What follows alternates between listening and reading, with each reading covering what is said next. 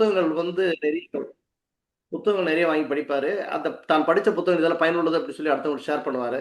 அந்த மாதிரியான ஒரு மனிதர். ஹைகோர்ட் மட்டும் இல்லாம மற்ற டிஸ்ட்ரிக்ட் கோர்ட் இதெல்லாம் கூட பிராக்டிஸ் பண்ணிட்டு இருக்காரு. ஸோ அவர் வந்து இன்னைக்கு கொஞ்சம் குடுக்குற தகவல் வந்து உங்களுக்கு நிச்சயம் பயனுள்ளதா இருக்கும்னு நான் உறுதியா நம்புறேன். ஆம், நீங்க அவருக்கு வழி விட்டுறேன். எப்படின்னா நான் நிறைய பேச வேண்டியதில்ல. நல்ல மனிதர். ஜஸ்ட் நீங்க வகுப்பு வந்து நிச்சயம் பயன்படுத்திக்கங்க. நன்றி.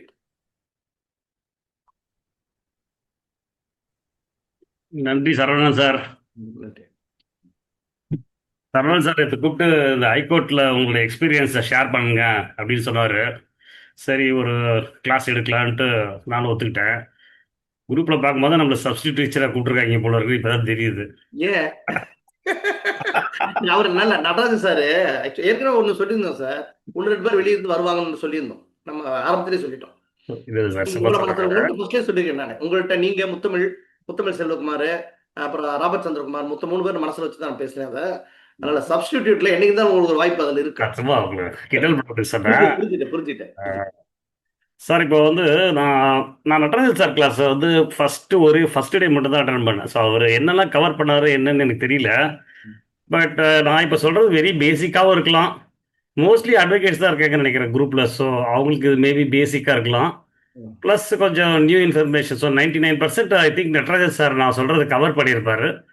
ஸோ ஏற்கனவே தெரிஞ்சவங்க இதை ஒரு ரெஃப்ரெஷிங் ஆர் ரீகேப்பாக எடுத்துக்கோங்க. தெரியாதவங்க புது விஷயமா எடுத்துக்கோங்க. So let us move on. இல்ல அட்வொகேட்ஸ் இருக்காங்க, நான் அட்வொகேட்ஸ் இருக்காங்க, லா காலேஜ் ஸ்டூடெண்ட்ஸ் இருக்காங்க. இருக்காங்க இல்லை, அதை புரியுது. சரி, அவர் அவர் சொன்னது தான். பட் கொஞ்சம் டீட்டெயில்டாக இல்லை, கொஞ்சம் நம்ம லோக்கல் லாங்குவேஜில் சொல்கிறேன் நான். புரியுது. மெட்ராஸ் ஹைகோர்ட் நீங்கள் நீங்கள் மேக்ஸிமம் பார்த்தீங்கன்னா முக்கால்வாசி இந்த இந்த லிஸ்ட்டுக்குள்ளே உங்களுடைய எல்லா பெட்டிஷனும் அடங்கிடும். ரிட்டு வந்து நீங்கள் ஆல்ரெடி ஐ திங்க் டீட்டெயில்டாக பார்த்துருப்பாருன்னு நினைக்கிறேன். Mandamus, certiorari, prohibition, quo warranto, habeas corpus. So சும்மா சிம்பிளாக சொல்லியிருப்பாங்க. இது இன்னும் டீட்டெயிலாக பின்னாடி நிறைய ஸ்லைடில் வருது. By end of the session உங்களுக்கு எல்லாருக்குமே ஒரு கிளியர் அண்டர்ஸ்டாண்டிங் வந்துடும் எல்லாத்த பற்றியும். I assure you that. Okay, ஆனால் கரெக்டாக ஃபாலோ மட்டும் பண்ணுங்கள். ரிட்டு வந்து மேண்டமஸ்னா பெர்ஃபார்ம் டியூட்டி, செர்ஷியர்னா குவாஷ் ஆர்டர். இது கொஞ்சம் டீட்டெயிலாக பின்னாடி இருக்கிறதுனால நம்ம அப்புறம் பார்ப்போம் இந்த ரிட்டை. நெக்ஸ்ட் அப்பீலேட் ஜூரிஸ்டிக்ஷனுக்கு வருவோம். இந்த அப்பீலேட் ஜூரிஸ்டிக்ஷன்னா பாருங்க, ஏஎஸ்னா அப்பீல் சூட்டு, சிஎம்னா சிவில் மிசலேனியஸ் அப்பீல், எஸ்ஏனா செகண்ட் அப்பீல், சிஆர்பினா ரிவிஷன். அப்பீல் சூட்ல ஏஎஸ் இருக்கு, எஸ்ஏயும் இருக்கு. ஸோ ஏஎஸ் எப்போ வரும், எஸ்ஏ எப்போ வரும், இதை புரிஞ்சிங்கன்னா உங்களுக்கு அப்பீல் ஜூரிஸ்டிக்ஷன் பற்றி கிளியராக புரிஞ்சிடும் ஹைகோர்ட்டில் என்ன நடக்குதுன்னு. ஏஎஸ்ன்றது ஃபர்ஸ்ட் அப்பீல், சிம்பிளாக சொல்லணும்னா. எஸ்ஏன்றது செகண்ட் அப்பீல். இந்த first appeal second appeal depends on where the suit starts. இப்போ ஒரு முன்சீஃப் கோர்ட்டில் உங்களுடைய ஒரு சிவில் சூட் ஓஎஸ் ஃபைல் பண்ணுறீங்கன்னு வச்சுக்கோங்க. அதோட அப்பீல் எங்கே வரும்னா உங்களுக்கு வந்து சப்கோர்ட்டில் வரும். ஃபர்ஸ்ட் அப்பீல் அதுதான் ஏஎஸ். ஆனால் செகண்ட் அப்பீல் வந்து அதோட அடுத்த கோர்ட் வந்து டிஸ்ட்ரிக்ட் லெவலில், ஆனால் அங்கே போகாது, ஸ்ட்ரெயிட்டாக ஹை கோர்ட்டுக்கு வந்துடும், எஸ்ஏவா வந்துடும். உங்கள் சூட் எங்கே ஸ்டார்ட் ஆகுதோ அதை பொறுத்து உங்களோட அப்பீல் அமையும். இதே சப்கோர்ட்டில் உங்களுடைய சூட் ஸ்டார்ட் பண்ணுதுன்னா first appeal district court, second appeal அது ஹை கோர்ட்டுக்கு வந்துடும். இதே உங்களுடைய ஓஎஸ் வந்து பேஸ்ட் ஆன் த பெக்யூலரி ஜூரிஸ்டிக்ஷன் நான் சொல்கிறது டிஸ்ட்ரிக்ட் கோர்ட்டில் ஸ்டார்ட் ஆச்சுன்னு வச்சுக்கோங்க சப்போஸ்.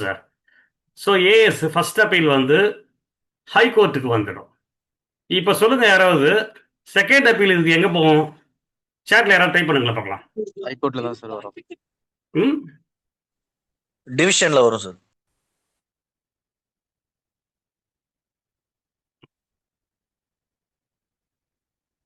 கிடையாது. ஏன்னா செகண்ட் அப்பீலே கிடையாது. எஸ்எல்பி சுப்ரீம் கோர்ட்டுக்கு தான் போகணும். எஸ்எல்பி வழியாக சுப்ரீம் கோர்ட்டுக்கு தான் போகணும். செகண்ட் அப்பீலில் அப்படின்ற கான்செப்ட் வராது இதில். ஸோ இதுதான் நீங்கள் தெரிஞ்சுக்க வேண்டியது. ஸோ முன்சிப் கோர்ட்டில் வந்தால் ஜஸ்ட் சம்மரைஸ் பண்ணுறேன். முன்சிப் கோர்ட்டில் வந்துச்சுன்னா நெக்ஸ்ட் வந்து sub court, second appeal high court. District கோர்ட்டில் வந்துச்சுன்னா first appeal high court, second அப்பீல்ன்ற கான்செப்டே கிடையாது. It goes to supreme court as special leave petition. ஓகேங்களா? சப்கோர்ட்டில் ஆரம்பிச்சதுன்னா ஃபர்ஸ்ட் அப்பீல் வந்து டிஸ்ட்ரிக்ட் கோர்ட்டு, அதுக்கப்புறம் ஸ்ட்ரெயிட்டாக நீங்கள் போனீங்கன்னா ஹைகோர்ட்டில் வந்துடும் செகண்ட் அப்பீல். ஓகேங்களா? இது வந்து ஏஎஸ்எஸ்ஏ கவர் பண்ணிட்டோம். இப்போ சிஎம்ஏ, சிவில் மிசலேனியஸ் அப்பீல், இது என்ன அப்படின்னா ஆர்டர்ஸ் உங்களோட சூட் நடந்துன்னே இருக்கு லோயர் கோர்ட்டில். ஓகேங்களா? அதுல வந்து சில ஆர்டர்ஸ் அதுக்கு அகைன்ஸ்டா போறீங்க, அதுதான் சிஎம்ஏ, சிவில் மிசலேனியஸ் அப்பீல். இந்த சிவில் மிசலேனியஸ் அப்பீல்லையே சில சில ஆர்டர்ஸுக்கு நீங்க ஹைகோர்ட்டை மட்டும்தான் அப்ரோச் பண்ண முடியும். நீங்க இப்போ உங்களுக்கு சப்கோர்ட்ல நடக்குது, அங்க ஒரு ஆர்டர் போடுறாங்க, ஒரு இன்டர்லாக்குட்டரி அப்ளிகேஷன் ஐஏன்னு சொல்லுவாங்க. அதுல ஒரு ஆர்டர் போடுறாங்க. அந்த ஆர்டருக்கு உங்களுக்கு அப்பீல் வேணும்னா நீங்க டிஸ்ட்ரிக்ட் கோர்ட்டுக்கு போகலாம். ஆனா இதே ஃபேமிலி கேசஸ், எம்சிஓபி கேசஸ், இந்த மாதிரி ஒரு சர்டைன் டெசிக்னேட்டட் கேசஸ்க்கெலாம் நீங்க மிஸ்லேனியஸ் அப்பீல் பண்ணணும்னா நீங்க வந்து ஹை கோர்ட்டுக்கு தான் போய் ஆகணும். So it depends. அந்த வந்து சப்ஜெக்ட் மேட்டர் ஜூரிஸ்டிக்ஷன் ஒன்று இருக்கு. அதுதான் இந்த CMA, civil miscellaneous appeal. So அதுலேயும் பாருங்களேன், அது நம்ம சிபிசியில் இருக்கு. எந்தெந்த ஆர்டர்லலாம் போக முடியும் அப்பீலுக்கு, எந்தெந்த ஆர்டர்லலாம் போக முடியாதுன்னே இருக்கு. எல்லா ஆர்டருக்கும் அப்பீல் போக முடியாது, சிஎம்ஏ போக முடியாது. அதே மாதிரி எல்லா ஆர்டருக்கும் வந்து நம்ம வந்து ஹைகோர்ட் அப்ரோச் பண்ண முடியாது. சிஎம்ஏ ஒன்லி ஹைகோர்ட், சில சில சிஎம்ஏ மட்டும் அப்போ நம்ம வந்து ஃபைல் பண்ண முடியும். அது வந்து நான் சொன்ன மாதிரி சப்ஜெக்ட் ஜூரிஸ்டிக்ஷன். சரி, என்னால் அது பண்ண முடியல. இப்போ எனக்கு என்ன அர்த்தம் ஆப்ஷனு? அங்கே தான் இந்த சிவில் ரிவிஷன் பெட்டிஷன் வருது. சிவில் ரிவிஷன் பெட்டிஷனை பொறுத்த வரைக்கும் இட் இஸ் அ ரிவிஷன். இந்த ரிவிஷன் ஜூரிஸ்டிக்ஷன் ஒன்லி ஹைகோர்ட்டுக்கு மட்டும்தான் இருக்கு. நீங்கள் எதை வேணால் எடுத்துக்கிட்டு சிஆர்பியில் போகலாம். ஃபார் எக்ஸாம்பிள், இப்போ நீங்கள் வந்து ஒரு பெட்டிஷன் ஒன்று ஃபைல் பண்ணுறீங்க ஒரு லோயர் கோர்ட்டில், அதை நம்பரே பண்ண மாட்டாங்க, ரிட்டர்ன் போடுறாங்க 4-5 தடவை ரிட்டர்ன் போடுறாங்க. நீங்கள் அதை கம்ப்ளைண்ட் பண்ணி திருப்பி ப்ரெசென்ட் பண்ணுறீங்க. இப்போது உங்களுக்கு வந்து இது வந்து இனிஷியல் ஸ்டேஜ், எஸ்ஆர் நம்பர் ஸ்டேஜ்லேயே இருக்குது. இதை வந்து நம்மளால் வந்து நம்பர் பண்ண முடியலன்னா நம்மளுக்கு ஆப்ஷன் வந்து ஹைகோர்ட். அங்கே வந்து நம்ம அப்பீல் போக முடியாது, சிஎம்ஏல போக முடியாது, ஏன்னா ஆர்டர் எதுவுமே வரல. நம்ம டாக்கெட் ஆர்டர்னுவாங்க அந்த இதில், நம்ம பெட்டிஷன் பின்னாடி எழுதுறதுக்கு பேர் டாக்கெட் ஆர்டர். நம்ம அந்த டாக்கெட் ஆர்டர் வச்சுக்கிட்டு கோர்ட்டுக்கு போனோம்னா அப்போ நீங்கள் என்ன பண்ணுவீங்கன்னா சிவில் ரிவிஷன் பெட்டிஷன் வழியாக போகலாம். சிவில் டிவிஷன் பெட்டிஷன் வழியாக போய் அங்கே போய் நம்ம என்ன ப்ரேயர் கேட்போம்னா டு நம்பர் த பெட்டிஷன் அப்படின்னு சொல்லி கேட்கலாம். அந்த மாதிரி நான் கூட நிறைய ஆர்டர்லாம் வாங்கியிருக்கேன். ஆக்சுவலாக ஒரு 1 இயர்லாம் ஒரு ஐஏ ரிட்டர்ன் 10 தடவை ரிட்டர்ன் ஆகி கடைசியில் ஹைகோர்ட்டில் போய் சிஆர்பி போட்டு நம்பர் பண்ணி close the petition in 3 months அப்படிலாம் ஆர்டர் கொடுத்துருக்காங்க. ஸோ அப்ளைட் ஜூரிஸ்டிக்ஷன் ஐ திங்க் ஓரளவுக்கு புரிஞ்சிருக்குன்னு நினைக்கிறேன். ஏஎஸும் பார்த்தாச்சு, எஸ்ஐயும் பார்த்தாச்சு, சிஎம்ஏ. அதே மாதிரி அப்பீலபிள் ஆர்டர்ஸ் மேலே சிஆர்பி போக முடியாது, அது புரிஞ்சுக்கணும். சரி, ஒரு ஆர்டர் வந்து அப்பீலபிள் ஆர்டர் சிபிசி படினா நீங்கள் அதை எடுத்துகிட்டு போய் சிஆர்பியில் போட்டிங்கன்னா ஹைகோர்ட்டு ஒத்துக்காது. ஸோ ஃபஸ்ட்டு நீங்கள் அப்பீலபிள் ஆர்டர் என்ன, ரிவிஷன் போகக்கூடிய ஆர்டர் என்னன்னு புரிஞ்சுக்கணும். அப்பீல் வந்து வென் த செகண்ட் அப்பீலும் அப்பீல் சூட்டும் வந்து உங்களுடைய கேஸில் ஜட்ஜ்மெண்ட் வந்த பிறகு அப்ரோச் பண்ணுறது, மிடில்லே அப்ரோச் பண்ணுறது தான் சிஎம்ஏ அண்ட் சிஆர்பி. ஓகேங்களா? இப்போது நம்ம ஒரிஜினல் சிவில் ஜூரிஸ்டிக்ஷனுக்கு போயிடுவோம். இதெல்லாம் ஹைகோர்ட்டில் வர்றதில் ஒரு I think I have got 80% of the பெட்டிஷன்ஸுங்க இதுதான் வரும். வேறு இதோட எக்ஸ்ட்ரா இருக்குது, ஆனால் அது அவ்வளோ ஒரு ஆஃபர் கிடையாது. ப்ளஸ் அதில் நானும் ஃபெமிலியரிட்டி கிடையாது. ஓகே, ஒரிஜினல் சிவில் ஜூரிஸ்டிக்ஷன் என்ன? சிவில் சூட்ஸ் அபவுட் இது வந்து ஃபஸ்ட்டு வந்து சிவில் சூட். நம்ம ஓஎஸ் போடுற பாருங்க, ஹைகோர்ட்டை பொறுத்த வரைக்கும் அது வந்து சிஎஸ், சிவில் சூட் அப்படின்னு உங்களுக்கு ஃபைல் பண்ணுவோம். ப்ரொசீஜர் எல்லாமே சேம், அதே மாதிரி தான் ஃபைல் பண்ணுவீங்க. அதுக்கப்புறம் வந்து இது வந்து like Saman to the defendants, அதுக்கப்புறம் வந்து written statement, framing of issues, அதுக்கப்புறம் ட்ரையல் ஸ்டார்ட்ஸு, அப்புறம் ஆர்கியூமெண்ட்ஸ், ஜட்ஜ்மெண்ட்டு சேம் தான், அதே தான் நடக்கும். ஆனால் இது பெக்யூலரி ஜூரிஸ்டிக்ஷன். இந்த சிவில் சூட் சிஎஸ் இதில் ஃபைல் பண்ணுறது ஃபார் பர்டிகுலர் இது வந்து land value more than 1 crore இருந்தீங்கன்னா சிட்டிக்குள்ளே தான் உங்களுக்கு. இப்போ எனக்கு ஒரு டவுட்டு, இப்போ வேற ஒரு டிஸ்ட்ரிக்டில் லேண்ட் வேல்யூ மோர் தென் 2 crore இருக்குன்னு வச்சுக்கோங்க. சப்போஸ் யாராவது சொல்லுங்கள், எந்த கோர்ட்டில் ஃபைல் பண்ண முடியாத? இப்போ நம்ம ஒரு பர்டிகுலர் டிஸ்ட்ரிக்டில்,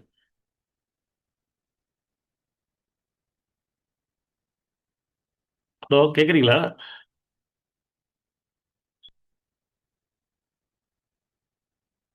ஹலோ,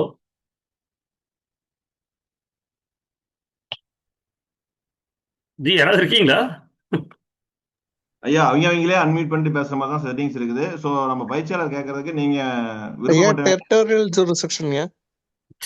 சேட்ல ட்ரை பண்ண சொன்னேன் நான். என்னன்னா, இப்போ ஒரு ஒரு 2 crore மேல ஒரு லேண்ட் ப்ராப்பர்ட்டி, அது அந்த கேஸை வந்து ஒரு டிஸ்ட்ரிக்ட்ல ஃபைல் பண்ணணும்னா எந்த கோர்ட்ல ஃபைல் பண்ணுவோம்? நம்ம சப் கோர்ட்டா, முன்சிப் கோர்ட்டா, டிஸ்ட்ரிக்ட் கோர்ட்டா, இல்லை ஹை கோர்ட்டுக்கு வரணுமான்னு கேட்குறேன். சென்னையில் இல்லை, அவுட் சைட் சென்னை.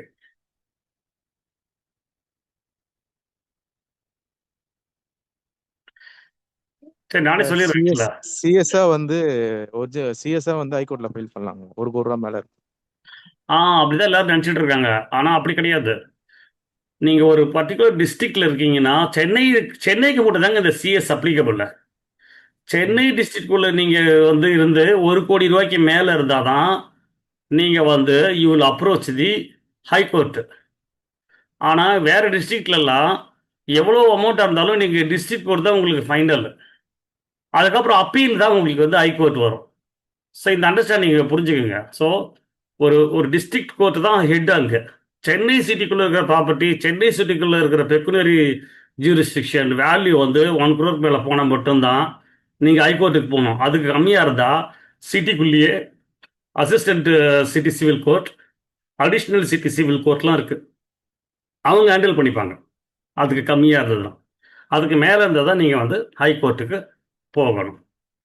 அதுக்கு அடுத்தது பாருங்கள், இந்த சிவில் சூட் பார்த்துட்டோம். டெஸ்டமெட்ரி ப்ரோபேட் லெட்டர்ஸ் ஆஃப் அட்மின், அது என்ன சொல்கிற பாருங்க. டெஸ்டமெட்ரினா என்னென்னா, இப்போது சிட்டிக்குள்ளே இருக்கிற ஒரு ப்ராப்பர்ட்டிக்கு நீங்கள் வந்து வில் யாராவது எழுதி வச்சிடுறாங்கன்னு வச்சுக்கோங்க. சிட்டிக்குள்ளே இருக்கிற ப்ராப்பர்ட்டிக்கு மட்டும் அந்த வில்லை வந்து நம்ம ஹைகோர்ட்டில் வந்து ப்ரொபேட் பண்ணணும். ப்ரொபேட் பண்ணால் மட்டும்தான் அந்த வில் செல்லும். ஆனால் அவுட் சைடு சென்னை வேறு டிஸ்ட்ரிக்ட்லலாம் ப்ரொபேட் பண்ண வேண்டிய அவசியம் கிடையாது. சென்னை சிட்டிக்குள்ளே இருக்கிற வில் இருந்ததுன்னா அதை வந்து நம்ம வந்து ப்ரொபேட் பண்ணியே ஆகணும். ஸோ அதுக்கான பெட்டிஷன் தான் வந்து டெஸ்டமெட்ரி ப்ரொபேட் பண்ணுறது. லெட்டர் ஆஃப் அட்மின் வந்து அந்த வில்லில் இருக்கிறவங்களுக்கு பவர் கொடுக்கறது. சக்சஷன் ஒன்றுங்க. சக்சஷன் எதுக்காகன்னா, ஒரு ஸ்டாக்கு அந்த மாதிரி ஒருத்தர் இறந்துடுறாரு, ஸ்டாக் அப்படியே விட்டுட்டு, ஸோ அவங்க பசங்க அந்த ஸ்டாக்கை டேக் ஓவர் பண்ணணும்னா அந்த ஸ்டாக் ஹோல்டிங் கம்பெனி இருக்குது பாருங்க, அவங்க வந்து ஹைகோர்ட்டில் போய் சக்சஷன் சர்டிஃபிகேட் வாங்கிட்டு வாங்கன்னு சொல்லுவாங்க. அவங்க லீகல் ஐயர் தாசில்தார் கொடுக்குறாங்க பாருங்க, அதெல்லாம் ஒத்துக்க மாட்டாங்க. ஸோ அந்த மாதிரி விஷயத்துக்கு தான் வந்து இந்த சக்சஷன் யூஸ் பண்ணுறது. இப்போ புரியலன்னா கொலைப்படாதீங்க, இன்னும் டீட்டெயிலாக பின்னாடி வருது. ஆக்சுவலாக இது ஜஸ்ட் ஒரு ஜென்ரல் இன்ட்ரடக்ஷன் தான். அப்புறம் commercial disputes between the company, அதுக்கும் நீங்கள் மெட்ராஸ் ஹைகோர்ட்டில் அணுகலாம். அப்புறம் ஆர்பிட்ரேஷன், மீடியேஷனுக்கும் நீங்கள் இறங்கலாம். ட்ரான்ஸ்ஃபர் பெட்டிஷன் இது சிவிலில் சொல்கிறேன். சிவிலில் ட்ரான்ஸ்ஃபர் பெட்டிஷன் எப்படின்னா, ஒரு மேட்ரிமோனியல் டிஸ்பியூட் இருக்கும். இப்போ ஒய்ஃப் வந்து திருச்சியில் இருப்பாங்க, ஹஸ்பண்ட் வந்து சென்னையில் இருப்பார். ஒரு டைவர்ஸை வந்து சென்னையில் ஃபைல் பண்ணிடுவார். அப்போது வந்து இந்த சென்னையில் இருக்கிற கேஸை வந்து திருச்சிக்கு கன்வெர்ட் பண்ண சொல்லி ஒய்ஃபு யார்கிட்ட சொல்ல முடியும்னா ஹைகோர்ட்டுக்கிட்ட தான் கேட்க முடியும். அதுதான் அந்த ட்ரான்ஸ்ஃபர் பெட்டிஷன். சிவில் இது பண்ணிங்கன்னா சிவில் ட்ரான்ஸ்ஃபர் பெட்டிஷன், கிரிமினல்னா criminal transfer. So original civil ஜூரிஸ்டிக்ஷனில் இத்தனை விதமான பெட்டிஷன்ஸை ஹைகோர்ட்டில் நம்மளால் ஃபைல் பண்ண முடியும். இப்போ நம்ம வந்து ரிட்டு ஓரளவுக்கு பார்த்தோம், அப்பலேட்டு பார்த்துட்டோம். ஒரிஜினல் சிவில் ஜூரிஸ்டிக்ஷனில் என்னென்ன இருக்குது, அட்மிராலிட்டின்றது வந்து அந்த இது லைக் நேவி, அது பற்றினது ஆக்சுவலாக, அதை நான் சொல்ல மறந்துட்டேன். ஸோ நெக்ஸ்ட்டு வந்து கிரிமினல் ஜூரிஸ்டிக்ஷன். Criminal OP. எல்லாருமே நிறைய அட்வொகேட்ஸ் வந்து மோஸ்ட்லி வந்து ஃபைல் பண்ணுறது பார்த்தீங்கன்னா, ரிட்டை பொறுத்த வரைக்கும் மேண்டமஸ் பர்ஃபார்ம் டியூட்டி என்ன பண்ணுவாங்கன்னா, நேராக போய் ஒரு தாசில்தார்ட்ட ஒரு பெட்டிஷன், இல்லை வந்து ஒரு கவர்மெண்ட் அஃபிஷியல்கிட்ட ஒரு பெட்டிஷன் கொடுத்துருவாங்க. ஒரு 15 நாள் 20 நாள் கழித்து ஹைகோர்ட்டை வந்து ரிட் ஆஃப் மேண்டமஸ் ஃபைல் பண்ணுவாங்க. ஃபைல் பண்ணி direction to consider the representation I have given to the government official. Court என்ன பண்ணுவோம், ஓகே கன்சிடர் பண்ணுங்கள், ஒரு 30 days 2 months இதை முடிச்சிருங்க, இதை பார்த்து என்னன்னு சொல்லுங்கள், பேஸ்ட் ஆன் த மெரிட்ஸ் அப்படின்னு சொல்லுவோம். 2 months இல்லைன்னா நம்ம கண்டெம்ட் ஆஃப் த கோர்ட்டு போவோம். அதுக்கப்புறம் ஹைலி ஃபைல் என்ன பார்த்தீங்கன்னா கிரிமினல் ஜூரிஸ்டிக்ஷனில் தான். இப்போ கிரிமினல் ஓபின்னா 482 டைரக்ஷன், நீங்கள் நிறைய இடத்துல கேட்டுப்பீங்க, கிரிமினல் 482 டைரக்ஷன் வாங்கிடுவாங்க, 528. இப்போ 528 பிஎன்எஸ்எஸ்ல, 480 சிஆர்பிசியில் ஆக்சுவல். அதனால தான் 2 நம்பருமே போட்டிருக்கேன். டைரக்ஷன் என்ன? ஒரு எஃப்ஐஆரை பாஸ் பண்ணுறது. ஒரு எஃப்ஐஆர் போட்டாங்க, ஆனால் அது வந்து உங்களுக்கு தேவையில்லாமல் சேர்த்துட்டாங்க, இல்லை அதில் தப்பு இருக்கும்போது இந்த எஃப்ஐஆர் டேக் ஓவர் ஆகிறதுக்கு முன்னாடியே, அது ஷார்ட் ஷீட்டாக கன்வெர்ட் ஆகிறதுக்கு முன்னாடியே நீங்கள் வந்து ஹைகோர்ட்டில் வந்து 482 ஆர் 528 டைரக்ஷன் கேட்டு வரலாம் ஹைகோர்ட்டுக்கு. அடுத்தது ரிவிஷன். அதை எப்படி நம்ம வந்து சிவில் ரிவிஷனில் பார்த்தோம்ல நம்ம ஆர்டர்ஸ் மேலே, அதே மாதிரி criminal revision against lower court ஆர்டர்ஸை நம்ம வந்து வரலாம் ஹைகோர்ட்டுக்கு. கிரிமினல் அப்பீல்னா என்னென்னா, இப்போ வந்து லோயர் கோர்ட்டில் வந்து கன்விக்டட் அப்படின்னா ஹையர் கோர்ட்டில் வந்து ஸ்டேட் போக முடியாது. ஓவர் காட் கன்விக்டட், அவங்க அப்பீல் போகலாம். அப்போ ஸ்டே ஆஃப் சென்டென்ஸ் பண்ணிவிட்டு அங்கே போய் அப்பீல் பண்ணுவாங்க. அதுதான் கிரிமினல் அப்பீல். சரி, கிரிமினல் அப்பீலுக்கும் சிவில் அப்பீலுக்கும் கொஞ்சம் டிஃப்ரென்ஸ் இருக்குது. என்ன தெரிஞ்சுங்க, இந்த செகண்ட் அப்பீல் கான்செப்டே கிடையாது நம்ம கிரிமினல் அப்பீலில். ஒரே அப்பீல் தான்.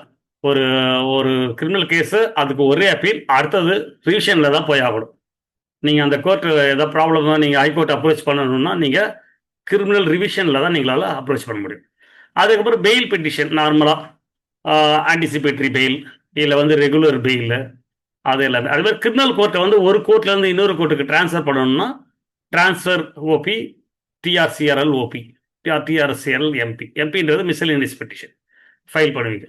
சரி, இது கொஞ்சம் ஓரளவுக்கு உங்களுக்கு வந்து ஒரு சின்ன ஒரு இன்ட்ரடக்ஷன் தான். அது கொஞ்சம் டீட்டெயிலாக நம்ம இதுக்கப்புறம் பார்ப்போம். இதை சார் ஸ்பீடாக போகிறோம்னா இல்லை ஓகேவா? கரெக்டான ஸ்பீடா? யாராவது ஒருத்தர் ஆன்சர் பண்ணுங்க.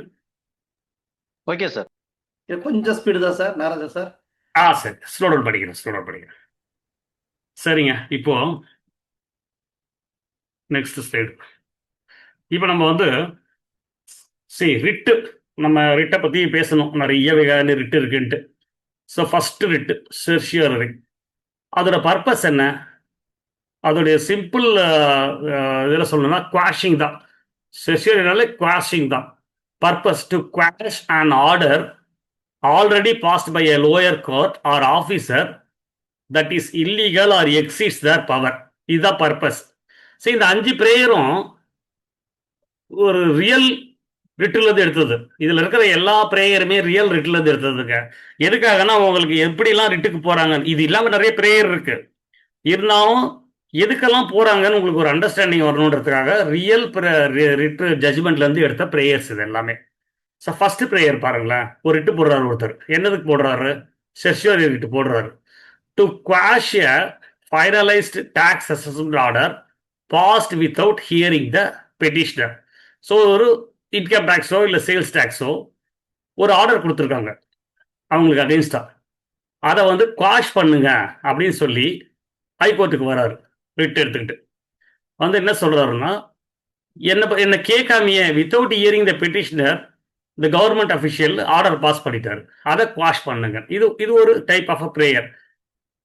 செகண்ட் பிரேயர் பாருங்க. To set aside a disciplinary order passed by a government department.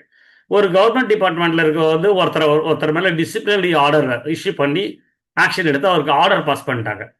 அதை வந்து செட் அசைடு பண்ணணும், அதை வந்து குவாஷ் பண்ணணும் அப்படின்னா செர்ஷியோரியால நீங்க ஹைகோர்ட்டுக்கு தான் வந்து ஆகணும். அடுத்தது, to quash a judgment of a revenue court passed without jurisdiction. So ஒரு ரெவன்யூ கோர்ட்டுன்றதுக்கு அதுக்கு ஒரு டெரிட்டோரியல் ஜூரிஸ்டிக்ஷன் இருக்கு.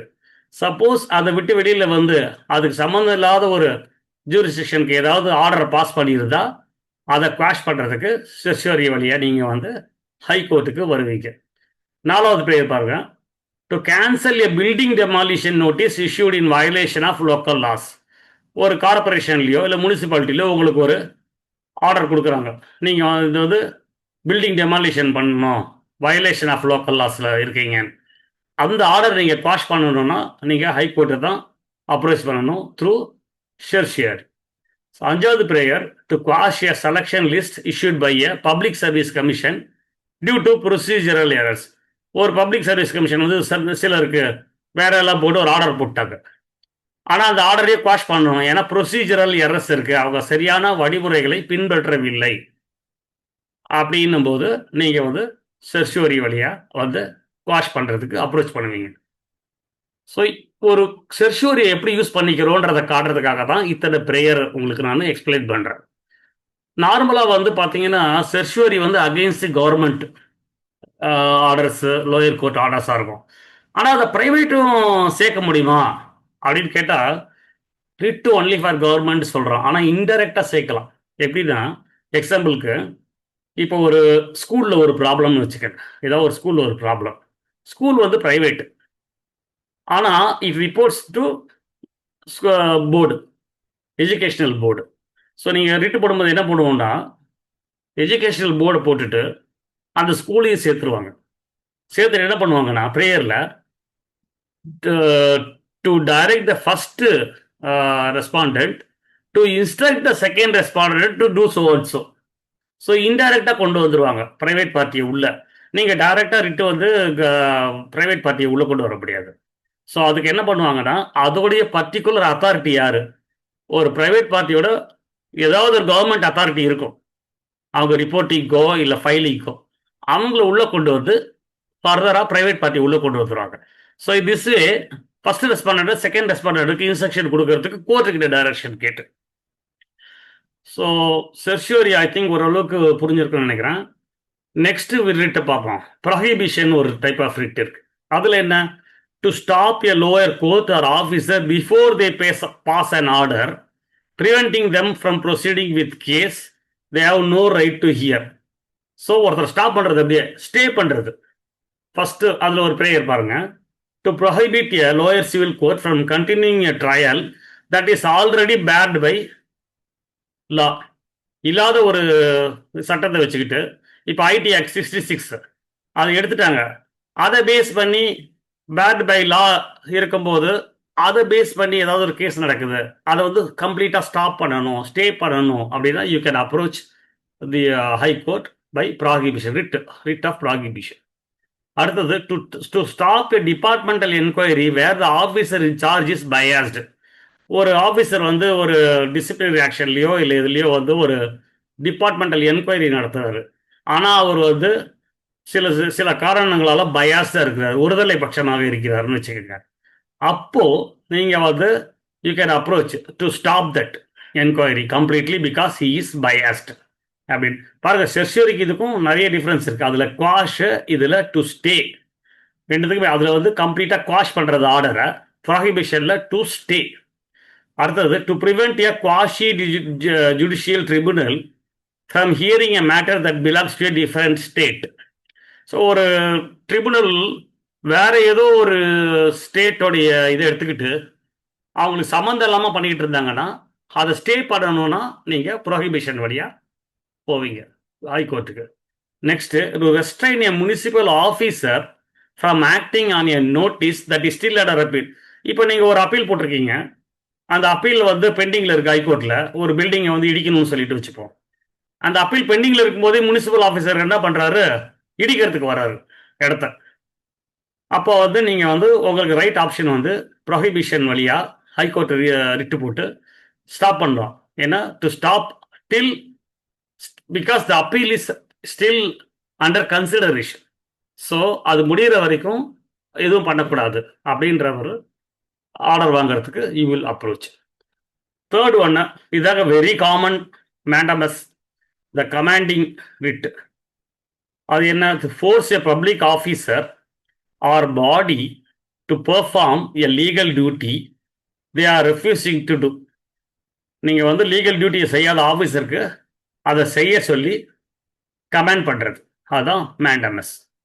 இப்போ அதில் ப்ரேயர் பாருங்க. To direct the tahsildar to issue a community certificate with in A specific time frame. நீங்கள் தாசில்தார்ட்ட ஒரு லெட்டர் கொடுக்குறீங்க, ஐயா எனக்கு வந்து கம்யூனிட்டி சர்டிஃபிகேட் கொடுங்க, நான் ஸோ அண்ட் ஸோ எங்கள் அப்பாவுடைய இது டாக்குமெண்ட் எல்லாம் கொடுத்து. ஆனாலும் தாசில்தார் வந்து அப்படியே ஸ்லீப்பிங் ஆன் தட்டுன்னு வச்சுப்போம் for some known reasons. So அப்போ வந்து நீங்கள் வந்து உங்களுக்கு என்ன ஆப்ஷன்னா ரிட்டு போட்டு மேண்டமஸில் நீங்கள் அப்ரோச் பண்ணி ஹைகோர்ட் அப்ரோச் பண்ணி இந்த மாதிரி தாசில்தாரை வந்து ஒரு பர்டிகுலர் டைம் ஃப்ரேம்குள்ளே எனக்கு வந்து சர்டிஃபிகேட் இஷ்யூ பண்ணுங்கன்னு.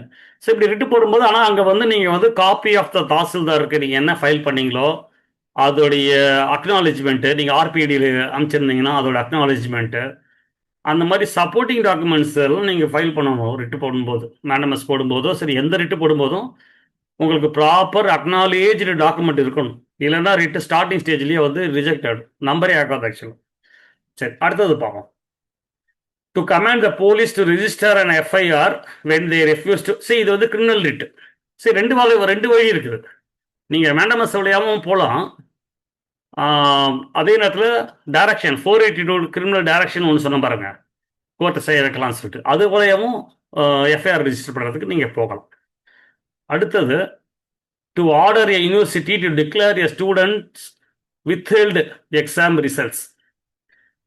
ஸோ ஒரு யூனிவர்சிட்டி வந்து ரிசல்ட்டை ஸ்டாப் பண்ணிடுச்சு, அவங்கள வந்து அதை வந்து பப்ளிஷ் பண்ண சொல்லுங்கள், கமெண்ட் பண்ணுங்க அவங்கள, அந்த மாதிரிக்கு போகலாம். To compel a government department to pay pension கொடுக்கல, ஸோ டைரக்ட் பண்ண சொல்லி, to direct the department to give the pension for the retired employee.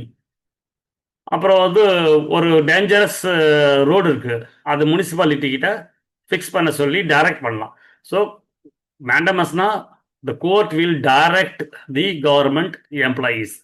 First செஷரினா காஷ் பண்ணுவாங்க, ப்ராகிபிட்னா ஸ்டே பண்ணுவாங்க, மேண்டமஸ்னா டைரக்ஷன் கொடுப்பாங்க, இல்லை ஆர்டர் போடுவாங்க. ஸோ இந்த 3 டிஃப்ரென்ஸ் தெரிஞ்சால் தான் நீங்கள் வந்து எந்த ரிட்டனில் நம்ம வந்து ஹைகோர்ட்டை அப்ரோச் பண்ண முடியும் அப்படின்னு தெரிஞ்சுக்க முடியும். நான் இந்த கிளாஸ் முடிஞ்சோடனே இந்த ஸ்லைடெல்லாம் நான் அப்படியே பிடிஎஃபாக வச்சுருக்கேன், அனுப்பிச்சிடுறேன். ஸோ நீங்கள் ஒரு கிராஸ் ரெஃபரன்ஸ் கூட இது யூஸ் பண்ணிக்கலாம். Okay, next the famous habeas corpus. அது வந்து பிரிங் த பாடி அப்படின்னு சொல்லுவாங்க ஆக்சுவலாக. ஸோ இந்த ரிட்டு வந்து to produce a person in court who is being illegally detained. Illegally டீடைன்னா வந்து சட்டப்படி நடவடிக்கை எடுக்காமல் கொண்டு போய் ஒரு ஆளை வந்து ஸ்டேஷனில் இல்லை எங்கேயா உட்கார வச்சுக்கிறது. Not only the police, also a private individual. So இதுக்கு ப்ரேயர் எப்படி இருக்கும் அப்படின்னா, to produce a person detained by the police for more than 24 hours without seeing வந்து சட்டம் இருக்கு, ஒருத்தரை வந்து அரெஸ்ட் பண்ணி கூட்டிட்டு போயிட்டா 24 மணி நேரம் மேக்ஸிமம், அதுக்குள்ளேயே ஒரு மேஜிஸ்ட்ரேட் முன்னாடி ப்ரொடியூஸ் பண்ணி ஆகணும் அவரை. அப்படி இல்லாத பட்சத்தில் உங்களுக்கு வந்து நீங்கள் வந்து you can go to high court filing writ of habeas corpus. அதுதான் சொல்கிறாங்க. Next, to release a person held in preventive detention if the grounds are not communicated. ஒன்றுமே சொல்லாமல் ஒருத்தரை கொண்டு போயிட்டு இதில் வந்து ப்ரிவென்டிவ் டிடென்ஷன் உங்களை நாங்கள் இதுக்காக முன்னேற்பாடாக கூட்டு வந்து வச்சுக்கிறோம் அப்படின்னு சொன்னாலும் நீங்கள் வந்து ஹைகோர்ட்டை அப்ரோச் பண்ணலாம். Missing child suspected to be in illegal custody. இது எப்படின்னா வந்து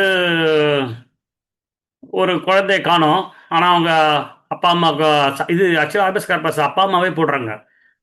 குழந்தைய வந்து அம்மா கூட்டிகிட்டு போய் வச்சுக்கிட்டாங்க, இல்லை அப்பா வந்து ஸ்கூல்லேருந்து நைஸாக கூட்டி போய் வச்சுக்கிட்டாரு அப்படின்னா அவங்க வந்து ஹேபஸ் கார்பஸ் வழியாக ரிட்டு போடுவாங்க. அப்படி தான் வர முடியும் ஆக்சுவலாக. ஸோ அதுதான் இந்த தேர்ட் ப்ரேயர். 4வது வந்து to secure the liberty of a person held in private home against their will.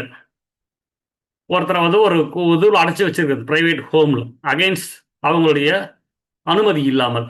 So அவங்கள ப்ரொடியூஸ் பண்ண சொல்லி நம்ம ஹேபஸ் கார்பஸ் போடலாம். இது 5வது very important, to produce a prisoner. ஒருத்தர் வந்து அவரோட ஜெயில் தண்டனை டைமே முடிஞ்சு போச்சு, ஸ்டில் அவர் ஜெயிலே இருக்காருன்னா அவரை ப்ரொடியூஸ் பண்ண சொல்லி நம்ம ஹேபஸ் கார்பஸ் போடலாம். ஸோ இது வந்து ப்ரொடியூஸ் த பர்சன், அதுதான் ஹேபஸ் கார்பஸ் தான். Last one, quo warranto.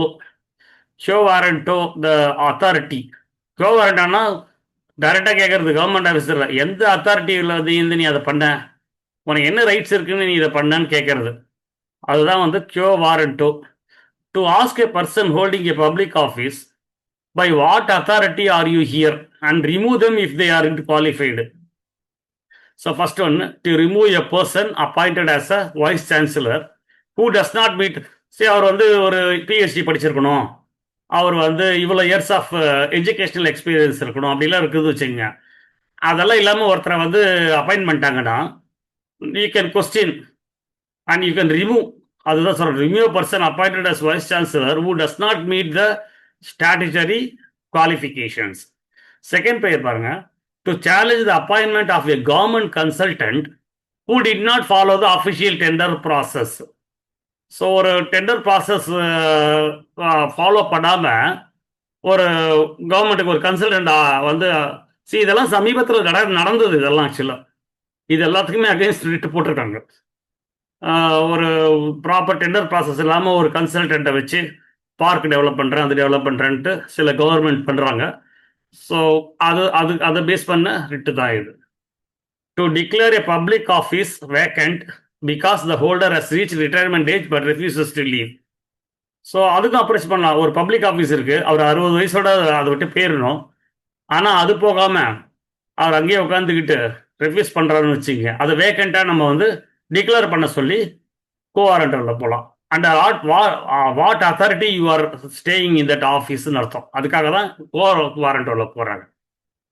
அடுத்தது to oust a member of a local body who was disqualified from contesting the election. ஒருத்தர் பிரச்சனைனால அவரை கண்டெஸ்ட் பண்ணக்கூடாதுன்னு சொல்கிறாங்க, டிஸ்குவாலிஃபைடு. பட் அவர் ஸ்டில் மெம்பராக இருக்காரு அப்படின்னா you can go with quo warrant. To question the legal right of an officer to hold 2 offices of profit simultaneously. ஒரு government அஃபிஷியலாக இருக்காரு, அவர் எம்எல்ஏவாக இருக்காரு, அதே நேரத்தில் அங்கேருந்து அவருக்கு சம்பளம் வருது. இதே நேரத்தில் போய் ஒரு சேர்மனாக போய் இன்னொரு இடத்துல உட்காந்துட்டு இருக்காரு, அங்கேருந்து ஒரு சம்பளம் வருதுன்னா it is not acceptable. Offices we cannot hold 2 offices of profit simultaneously. So அதுதான் வந்து இந்த கோ வாரண்டில் சொல்கிறாங்க. இப்போது நம்ம மெட்ராஸ் ஹைகோர்ட்டில் மட்டும்தான் இதெல்லாம் இல்லாமல் ஒரு செஸ்யூரி மேண்டமஸ் அப்படின்னு ஒன்று இருக்குது. மீதி எந்த ஹைகோர்ட்லையும் கிடையாது, மீதி எந்த ஸ்டேட்லையும் எந்த ஹைகோர்ட்லையும் அது கிடையாது. அது வந்து நான் கம்பைன்டு கமாண்டிங் அண்ட் குவாஷிங் சேர்ந்தது தான் அந்த செஸ்யூரி மேண்டமஸ். நிறைய ரிட்டோட பெட்டிஷன்லாம் நீங்கள் பார்த்தீங்கன்னா ரொம்ப கேர்ஃபுல்லாக நம்ம அதாவது அட்வொகேட்ஸ் டிராஃப்ட் பண்ணுவாங்க. எப்படின்னா ஃபஸ்ட்டு ரிட் ஆஃப் மேண்டமஸோ கோவாரண்டோவோ என்ன வேணால் கேட்டுடுவாங்க. கேட்டுட்டு அவங்க ஒரு லைன் ஆட் பண்ணுறோம், ஆர் எனி சூட்டபிள் ரிட் அப்படின்னு சொல்லி which this court may feels deems fit அப்படின்னு சொல்லிடுவாங்க. சேஃப் சைடு சப்போஸ் இது கொடுக்கலன்னா வேற ஏதாவது ஆர்டர் கிடச்சிருவோன்றதுனால. Okay, let's move on. So writ வந்து ஓரளவுக்கு நம்ம பார்த்துட்டோம், என்னென்ன ப்ரேயர்லாம் இருக்குன்னு பார்த்துட்டோம். இப்போ அப்பலேட் ஜூரிஸ்டிக்ஷனை பார்ப்போம். அப்பலேட் ஜூரிஸ்டிக்ஷன் அப்பீல் வர்றது. ஸோ பர்பஸ் ஃபர்ஸ்ட் அப்பீல் நான் சொன்ன பாருங்க, first appeal against a final degree of a lower court challenging findings of both fact and law.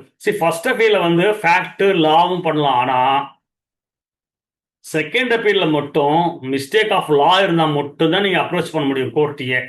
First அப்பீலில் ஃபேக்டில் தப்பு இருக்குன்னு சொல்லலாம், லா தப்பு இருக்குன்னு சொல்லலாம். ஆனால் செகண்ட் அப்பீலில் வந்து அதெல்லாம் கிடையவே கிடையாது. அதாவது கிளியர் மிஸ்டேக் ஆஃப் லா இருக்கணும், இல்லைன்னா செகண்ட் அப்பீல் வந்து என்ட்ரியில் போகும்போதே ரிஜெக்ட் ஆகும் உங்களுக்கு. சரிங்களா? Okay, let's move on. So prayer பாருங்க, இதில் ஒரு ப்ரேயர் இருக்கு. To call for the records of the trial court and set aside the judgment and degree passed in OS number. So இப்போ ஒரு ஃபர்ஸ்ட் அப்பீல் போயிருக்காரு, அதில் ப்ரேயர் என்ன கேட்பாங்கன்னா, ஒரு ஃபர்ஸ்ட் அதாவது லோயர் கோர்ட்டில் இருக்கிற இந்த to call for the records என்ன ஒன்றும் இல்லை, லோயர் கோர்ட்டில் இருக்கிற பண்டில் அப்படியே ஹைகோர்ட்டுக்கு ஹைகோர்ட்டுக்கு வரணும். ஏன்னா அதை பார்ப்பாங்க ஜட்ஜஸ்லாம் பார்த்துட்டு அதில் இருக்கிற ஜட்ஜ்மெண்ட் அண்ட் டிகிரியை தான் நம்ம வந்து செட் அசைடு பண்ண சொல்கிறோம். செட் அசைடுனா அதை வந்து நல்லிஃபை பண்ண சொல்கிறோம் நம்ம. அதுதான் இதோட ப்ரேயர். நெக்ஸ்ட் வந்து to modify the quantum of compensation awarded by the lower court and enhance amount. இதுவும் வந்து one of the appeal suit. எப்படின்னா இப்போ லோயர் கோர்ட்டில் வந்து இப்போ 5 லட்ச ரூபா உங்களுக்கு வந்து காம்பன்சேஷன் அவார்ட் பண்ணுறாங்கன்னு வச்சுக்கோங்க. நீங்கள் வந்து அது பத்தாது, எனக்கு வந்து 10 லட்சம் வேணும் அப்படின்னா அப்பீல் சூட்டில் நீங்கள் ஹைகோர்ட்டில் வந்து அதை என்ஹான்ஸ் பண்ணலாம் நம்ம அப்பீல் சூட் வழியா.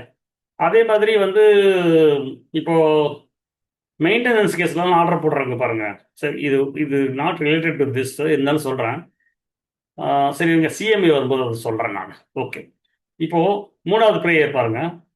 To remand the suit back to the trial court for a fresh hearing if இது பாருங்க, இது வெரி இன்ட்ரெஸ்டிங்க. ட்ரையல்லாம் முடிஞ்சு ஜட்ஜ்மெண்ட்டே வந்துருச்சு.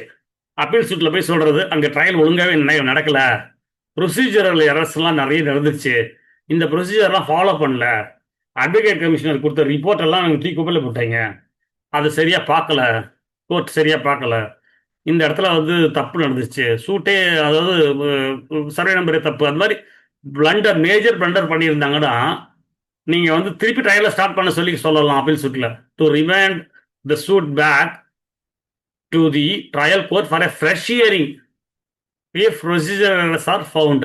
ஸோ அந்த அளவுக்கு அப்பீல் சூட்ல உங்களுக்கு வந்து ஃபெசிலிட்டிஸ் இருக்கு. அடுத்தது சிவில் மிஸ்செலேனியஸ் அப்பீல். நான் சொல்ல பாருங்க, civil miscellaneous appeal against orders தான். எந்த ஆர்டருக்குலாம் அப்பீல் வர முடியும்? சிபிசியில் இருக்கு.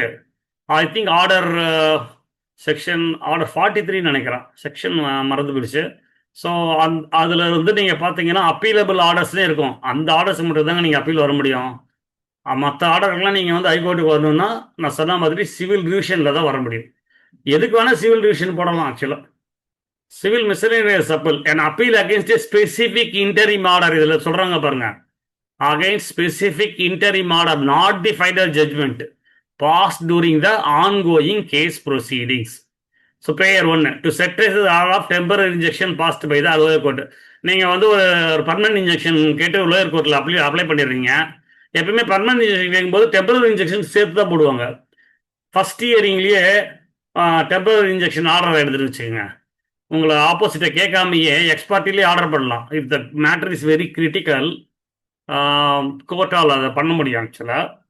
பட் இப்போ ரேரஸ்ட் சினாரியோ தான் அதெல்லாம். அந்த மாதிரி இருக்கும்போது அதை செட்டிஸ்ஃபைட் பண்ணுறதுக்கு நீங்கள் நேராக சிவில் மிஸ்செலேனியஸ் பெட்டிஷனாக வரலாம்.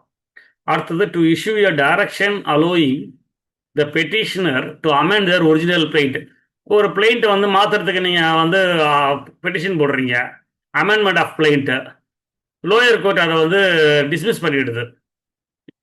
We are late in the game, அதனால பண்ண முடியாதுன்னு அப்படின்றத சொன்னால் தென் அந்த ஆர்டர், அந்த டிஸ்மிசல் ஆர்டருக்கு அகெயின்ஸ்டாக நீங்கள் சிவில் மிஸ்செலேனியஸ் அப்பீல்.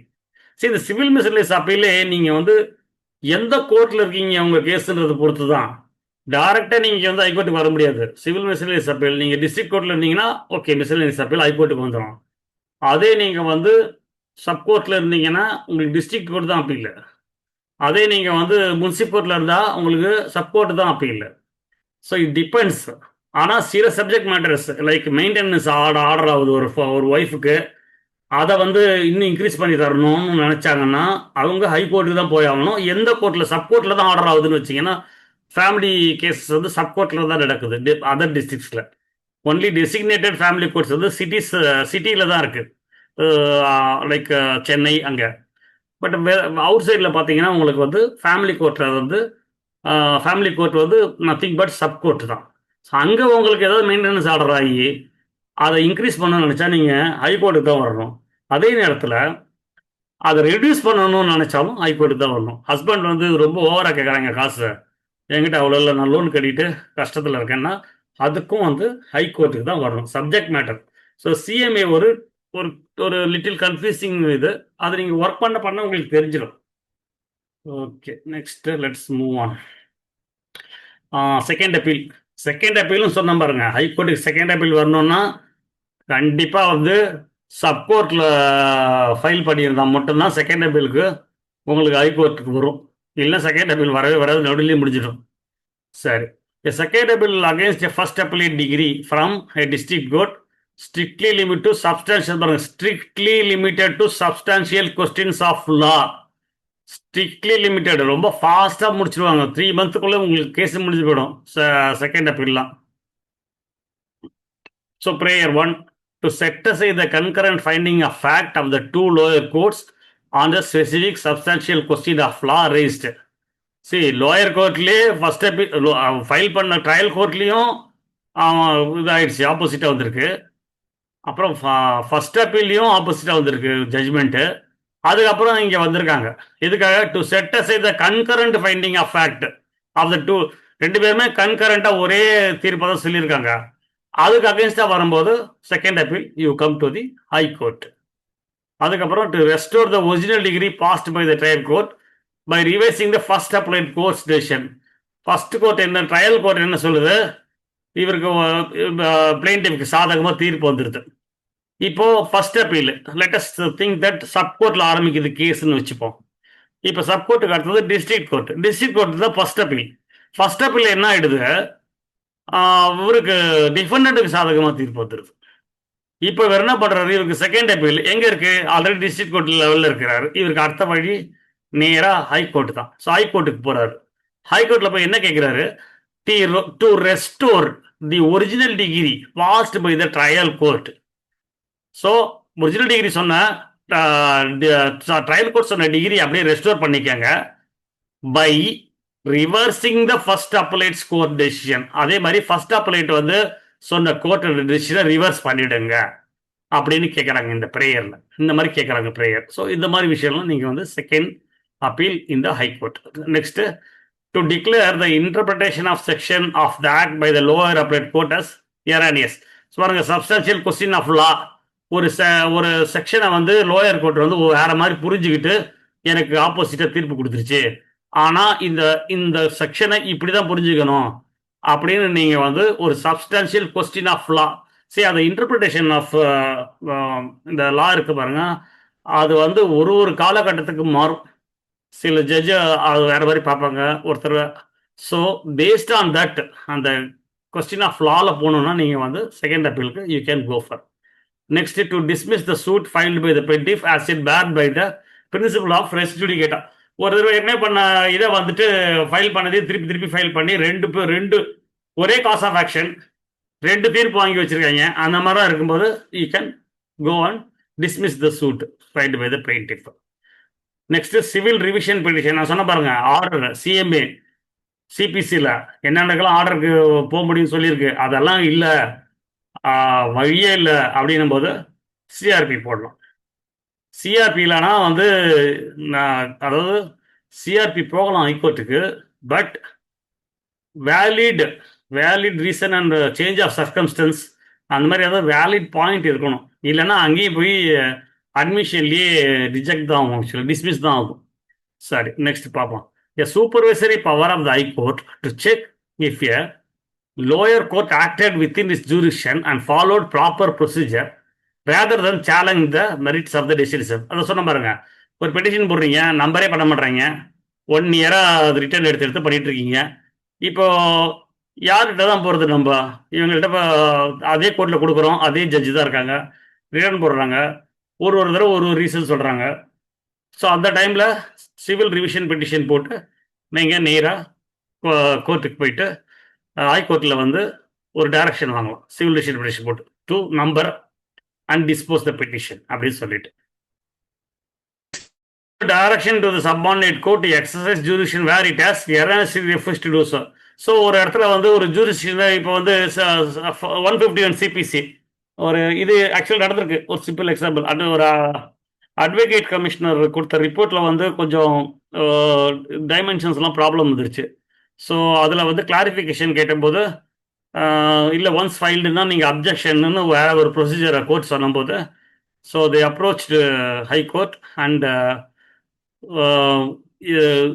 அவங்க என்ன சொன்னாங்கன்னா, lower court has got jurisdiction and rights to get the clarification of the advocate commissioner report சொல்லி ஜட்ஜ்மெண்ட் வந்துச்சு. ஸோ அதை வச்சுட்டு ஃபர்தராக பண்ணாங்க. ஸோ ரிவிஷன்றது ஆர்டருக்கு வழி இல்லாதது. அப்பீல் ஆர்டர்ஸ்க்கு அகேன்ஸ்டாக அப்பீல் முடியலன்னா சிஆர்பி தாங்க போகணும். அதான் as simple as that. Okay, let's move on. Original civil jurisdiction. இதான் சொன்ன பாருங்க, சிவில் சூட்டு வந்து நம்ம நார்மலாக லோயர் கோர்ட்டில் போடுற மணி சூட்டு அதெல்லாம் ஒரு பர்டிகுலர் வேல்யூ, பெக்குனரி வேல்யூ மேலே இருந்தால் தான் நீங்கள் ஹைகோர்ட், அதுவும் சிட்டிக்குள்ளே இருக்கணும். பிரச்சனை வேற டிஸ்ட்ரிக்ட்ல இருந்ததுன்னா உங்களுக்கு டிஸ்ட்ரிக்ட் கோர்ட் தான் உங்களுக்கு ஜூரிஸ்டிக்ஷனே. So purpose, general civil disputes file directly in the high court because the value of the claim exceed the monetary limit of subordinate courts depending on specific rules. இப்போ example, to pass a decree for recovery of 2 crore நீங்கள் அங்கே வரலாம், சிட்டிக்குள்ளே இருந்ததுதான். To grant a permanent injunction restricting the defendant from trespassing on the schedule property. இதெல்லாம் normal ப்ரேயருங்க. நார்மலாக OS எல்லாருமே பார்த்துருப்பீங்க. பார்ட்டிஷன் சூட்டு. இப்போ பார்ட்டிஷன் சூட்னா ஒரு லேண்டோட வேல்யூ சிட்டிக்கு லிமிட்டுக்குள்ளே இருக்குது, ஆனால் வந்து ஒரு கோடிக்கு மேலே போகுது அப்படின்னா நீங்கள் வந்து ஹைகோர்ட்டில் தான் பார்ட்டிஷன் சூட் போடணும். அது கம்மியாக இருந்ததுன்னா நீங்கள் வந்து இதில் சிட்டி சிவில் கோர்ட்லேயோ இல்லை அடிஷ்னல் கோர்ட்லேயோ, சிட்டி சிவில் கோர்ட்டில் அசிஸ்டன்ட் இல்லை அடிஷ்னலில் வந்துடும் கம்மியாக இருந்ததுன்னா. நீங்கள் ஜாஸ்தியாக இருந்ததுன்னா நீங்கள் வந்து ஹைகோர்ட்டுக்கு தான் ஒரிஜினல் சூட்டே போடணும். அடுத்தது நான் சொன்ன பாருங்க டெஸ்டமெட்ரியில் ப்ரொபேட், லெட்டர் ஆஃப் அட்மிஷன். ப்ரொபேட்னா நான் சொல்கிறேன் வில் இருக்கும், சிட்டிக்குள்ளே ப்ராப்பர்ட்டி இருக்குது. சப்போஸ் நீங்கள் வந்து அதை அந்த வில்லை வச்சு நீங்கள் நேம் ட்ரான்ஸ்ஃபர் பண்ணணும்னா வில்லை ப்ரொபேட் பண்ணாமல் உங்களால் நேம் ட்ரான்ஸ்ஃபரோ இல்லை பட்டா ட்ரான்ஸ்ஃபரோ இல்லை செட்டில்மெண்ட்டோ சேலோ எதுவுமே பண்ண முடியாது. ஹைகோர்ட்டில் போய் நீங்கள் ப்ரொபேட் பண்ணிட்டு தான் வந்து ஆகணும். இப்போ இதில் ஒரு ட்விஸ்ட் ஒன்று இருக்குது. என்னென்னா, ஒரே வில்ல ஒரு ப்ராப்பர்ட்டி வந்து திருவள்ளூர்னு வச்சுப்போம், அது நான் சிட்டியில் கிடையாது. ஒரு ப்ராப்பர்ட்டி வந்து சென்னை சிட்டிக்குள்ளே, ரெண்டு சேர்த்து ஒரே வில்ல இருக்குது.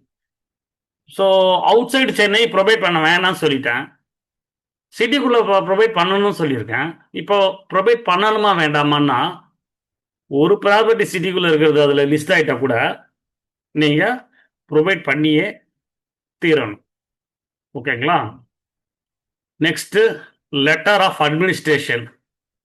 அதை வந்து ஒரு வில்லில் வந்து உங்களுக்கு வந்து யார் இதை வந்து எடுத்து அட்மினிஸ்ட்ரேஷன் பண்ணி செட்டில் பண்ணுவாங்கன்றது, அந்த ஆர்டர் வாங்குறது தான் இது.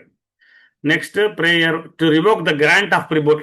ஸோ ஒரு ப்ரொவைட் பண்ணதை நீங்கள் வந்து ஃப்ராடுலேட்டாக பண்ணியிருக்காங்க, அதை சப்ரஸ் பண்ணிட்டாங்க, அதனால் அதை ரிவோக் பண்ணுங்க அப்படின்னாலும் நீங்கள் ஹைகோர்ட்டுக்கு வரலாம். அதான் டெஸ்டமெட்ரி அந்த ஜூரிஸ்டிக்ஷன் வழியாக. Next to issue succession certificate authorising collection of debts and செக்யூரிட்டிஸ்ன்றது ஸ்டாக்கை தான் சொல்கிறாங்க. ஸோ சக்ஸஸ் சர்டிஃபிகேட் இல்லாமல் நீங்கள் ஒரு ஸ்டாக் வச்சுருக்கீங்கன்னா ஹைகோர்ட்டில் சக்ஸஸ் சர்டிஃபிகேட் இல்லாமல் அதை உங்கள் பேரில் மாற்றவே மாட்டாங்க. அதை நீங்கள் மாற்றணுன்னா அங்கே வரணும். அங்கே வந்து உங்கள் ஸ்டாக் வேல்யூ, கரண்ட் வேல்யூலாம் பார்த்து கோர்ட்டுக்கு அதுக்கான ஃபீஸ் ஒன்று இருக்குது, அதை கட்டணும். அதை கட்டி கோர்ட் ஃபீஸை கட்டி அதுக்கப்புறம் அவங்க ஒரு சக்ஸஷன் சர்டிஃபிகேட் அப்படின்னு ஒன்று இஷ்யூ பண்ணுவாங்க. அதில் வந்து உங்களுடைய ஸ்டாக்கோட டீட்டெயிலு, கரண்ட் மார்க்கெட் வேல்யூ, எந்த டேட்டில் வாங்கினீங்க எல்லாமே அப்படியே பிரிண்ட் பண்ணி வரும். ஒரு ரிப்பனை சுற்றி அழகாக கட்டி இப்போ ஒரு லைக் என்னது ஒரு டிகிரி கொடுக்குற மாதிரி கொடுப்பாங்க அது ஆக்சுவலாக. ஸோ நீங்கள் அதை எடுத்துக்கிட்டு அதை வச்சு நீங்கள் வந்து இவங்க ஸ்டாக் புரோக்கர் கிட்ட இல்லை ஸ்டாக் புரோக்கர் இல்லை அந்த செக்யூரிட்டி இவங்கள்ட்ட கொடுத்தீங்கன்னா அவங்க வந்து அப்புறம் தான் மாற்றுவாங்க. அதுதான் இந்த சக்ஸஷன் சர்டிஃபிகேட் ஆக்சுவலி. பட் இதெல்லாம் ரொம்ப ரேரஸ்ட் தான் கேசஸ் தான். விட்டும் கிரிமினல் தான் நிறைய வரும். ஓகே,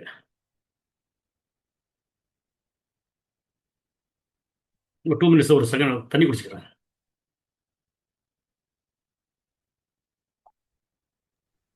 சிறப்பாக கொண்டு போயிட்டு இருக்கீங்க சார் நாரதன் சார். சொல்லுங்க. அடுத்தது அட்மிராலிட்டி. நம்ம அதை பார்த்தோம். மெரிடைம் லா கேசஸ் இது எல்லாமே மெரிடைம், கார்கோ, ஷிப்பு அது ரிலேட்டட் தாங்க. To order the arrest of the vessel presently anchored in Chennai port. ஒரு வெளிநாட்டுடைய வெசல் வந்து ஷிப் வெசல் வந்து நம்ம உள்ளே வந்துருச்சு. ஸோ இந்த அட்மிராலிட்டி ஜூரிஸ்டிக்ஷனில் ஹைகோர்ட் கேன் அரெஸ்ட், அந்த வெசலை பிடிச்சி வச்சுக்கலாம். நெக்ஸ்ட்டு அப்படி பிடிச்ச வெசல்ல பப்ளிக் ஆக்ஷன் வழியா சேல் பண்ணிடலாம்.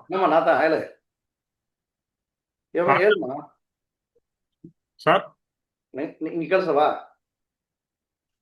அப்புறம் prayer 3 to avoid damages for the loss of or damage to cargo sustain during transit. So இவங்க வந்து இந்த கார்கோ வந்து டிரான்சிட்ல இருக்கிறதுக்கு டேமேஜ் எதாவது இருந்தால் அதையும் கிளைம் பண்ணலாம். சரி, ஃபுல்லாக மெரிடைம் அண்ட் வெசல்ஸ் ரிலேட்டட் தாங்க இந்த அட்மிராலிட்டி. அதுக்குன்னு நிறைய ப்ராக்டிசிங் செப்பரேட் அட்வொகேட்ஸ் இருக்காங்க ஆக்சுவலாக. ஸோ நெக்ஸ்ட் வந்து கமர்ஷியல் டிஸ்பியூட்ஸ். கமர்ஷியல் டிஸ்பியூட்ஸ்னா between 2 companies, expedited handling of high value business, அதுவும் ஹை வேல்யூ இருக்கணும். Trade and intellectual property disputes in the specialized commercial division. Trade பாருங்க, to enforce the terms of the job. ஒரு joint venture அக்ரிமெண்ட்ல இருக்கிற terms வந்து enforce பண்ணல, 2 கம்பெனிக்குள்ள பிரச்சனைனா you can approach using commercial dispute. அதே மாதிரி to grant a mandatory injunction directing the immediate cessation of trademark. So ஒரு ட்ரேட்மார்க்கை சீஸ் பண்ணுறாங்கன்னா நீங்கள் கமர்ஷியல் டிஸ்பியூட் அது. ஸோ நீங்கள் அது உள்ள ட்ரேட்மார்க்கை வந்து ஒரு இன்ஜெக்ஷன் வாங்கிடலாம், அதை யூஸ் பண்ணக்கூடாது இதுக்கு மேலே என் ட்ரேட்மார்க்கை இன்ஃப்ரிஞ்ச்மெண்ட் இருந்ததுன்னா. அடுத்தது to avoid liquidated damages in the breach of contract. So ஒரு கான்ட்ராக்டை ஒரு கம்பெனி வந்து ஹானர் பண்ணலை, ஸோ அதில் இருக்கிற டேமேஜஸை லிக்விடேட் பண்ணுறதுக்கு நீங்கள் அவார்டு வாங்கிக்கலாம் கமர்ஷியல் டிஸ்பியூட் ஹைகோர்ட்டை வந்துட்டு. அப்புறம் வந்து டு ஆடிட் ஒரு கம்பெனியோட அக்கௌண்ட்ஸை வந்து ஆடிட் பண்ணணும் அப்படின்னா யூ கேன் அப்பாயிண்ட் ஒரு தேர்ட் பார்ட்டி. ஒரு ஒரு ஃபர்மோடைய அக்கௌண்ட்ஸ் ஆடிட் பண்ணுறது. ஸோ ஆல் கமர்ஷியல் டிஸ்பியூட்ஸ் வந்து நீங்கள் வந்து ஹைகோர்ட்டை அப்ரோச் பண்ணலாம். அதே மாதிரி கமர்ஷியல் டிஸ்பியூட்ஸ் பிட்வீன் டூ கம்பெனிஸ்க்கு கமர்ஷியல் சூட்ஸ் ஆக்ட்னே ஒன்று இருக்குது, சிபிசி மாதிரியே ஆக்சுவலாக. ஐ டோன்ட் நோ வெதர் எல்லாருக்கும் நிறைய கொஞ்சம் ஐ மீன் உங்களுக்கு தெரிஞ்சிருக்கலாம், வாய்ப்பு இருக்குது, தெரியாமல் இருக்கலாம். இந்த கமர்ஷியல் சூட்ஸுக்குன்னு ஒரு செப்பரேட் ஆக்ட், அது வந்து கிட்டத்தட்ட சிபிசியோட ரெப்ளிகா மாதிரியே இருக்கும். ஆனால் அதில் உங்களுக்கு அட்வான்டேஜ் என்னன்னா, இப்போ சிபிசி பொறுத்த வரைக்கும் ரிட்டர்ன் ஸ்டேட்மெண்ட்டுக்கு வந்து அட் த மோஸ்ட் 90 days அப்புறம் கூட இருக்கலாம் ஆக்சுவலாக. ஆனால் கமர்ஷியல் சூட்டாக ஃபைல் பண்ணும்போது பார்த்தீங்கன்னா 60 daysக்கு மேலே உங்களால் இழுக்கவே முடியாது. டக்குன்னு அதர் ஸ்டெப்ஸுக்கு மூவ் ஆகிடும் ஆக்சுவலாக. இந்த கமர்ஷியல் கோர்ட்டுனே தனியாக இருக்குது. நம்ம சிட்டியில் வந்து பார்த்தீங்கன்னா ஒரு வேல்யூக்கு மேலே போச்சுன்னா தான் ஹைகோர்ட்டு. சென்னை சிட்டி பொறுத்த வரைக்கும் நம்ம எக்மோர் கோர்ட் வந்திருந்தீங்கன்னா அதுக்கு சைடில் கொஞ்சம் எப்பயுமே கும்பலே இருக்காது, ஒரு ஒரு இடம் இருக்கும். அதுதான் ரெண்டு கோர்ட் இருக்கு சார், கமர்ஷியல் கோர்ட் 1 and 2. இப்பதான் செகண்ட் ஸ்டார்ட் பண்ணாங்க. சொல்ற செக்ஷன் சொல்றேன் சார். அந்த சைடு ஒரு தனி பில்டிங் அங்கே இருக்கும். ஸோ அது வந்து it especially deals with issues between two companies. இந்த கமர்ஷியல் சூட்டை பற்றி சொல்லும்போது இன்னொரு முக்கியமான விஷயம் இருக்கு. என்னன்னா கமர்ஷியல் சூட்டை பொறுத்த வரைக்கும் இப்போ ஃபர்ஸ்ட் மீடியேஷன் போகணும். ஸ்ட்ரெயிட்டாக போய் நீங்கள் சூட் ஃபைல் பண்ண முடியாது. ஃபஸ்ட்டு நீங்கள் வந்து மீடியேஷன் போய் அந்த மீடியேஷனில் வந்து அவங்க வந்து இங்கேருந்து நோட்டீஸ் அனுப்புவாங்க. ஒரு ஐ திங்க் த மீடியேஷன் வந்து ஆல்மோஸ்ட் ஒரு 60 daysக்கு 60 to 90 days அங்கேயே போயிடும். அந்த மீடியேஷனில் செட்டில் ஆகலைன்னா அவங்க ஒரு ரிப்போர்ட் கொடுப்பாங்க. அந்த ரிப்போர்ட்டை கொண்டு வந்து நீங்கள் ஃபைல் பண்ணும்போது சேர்த்து வச்சு ஃபைல் பண்ணணும். சிஎஸ் ஆக்சுவலாக கமர்ஷியல் சூட் ஃபைல் பண்ணும்போது நீங்கள் சேர்த்து வச்சு தான் ஃபைல் பண்ணணும்.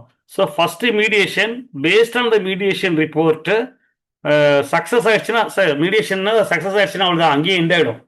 எதுக்காக இது வச்சுருக்காங்கன்னா ரொம்ப நாளாக இழுத்துட்டு போகக்கூடாது இந்த கமர்ஷியல் டிஸ்பியூட்லாம். சப்போஸ் மீடியேஷன்லேயே ஒரு 10 lakh தர வேண்டிய இடத்துல 8 lakh தரேன் அப்படின்னு பார்ட்டி ஒத்துக்கிட்டா அங்கேயும் முடிஞ்சிடும். ஸோ ஈஸி ரெசல்யூஷன், அதனால தான் இப்படி வச்சுருக்காங்க.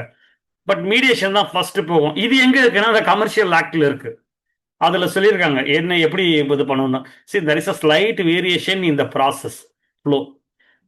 கிட்டத்தட்ட வந்து ஓஎஸ் மாதிரி தான், ஆனால் கொஞ்சம் ஃபாஸ்ட்டாக நடக்கும் கமர்ஷியல் சூட்டாக இருந்தால்.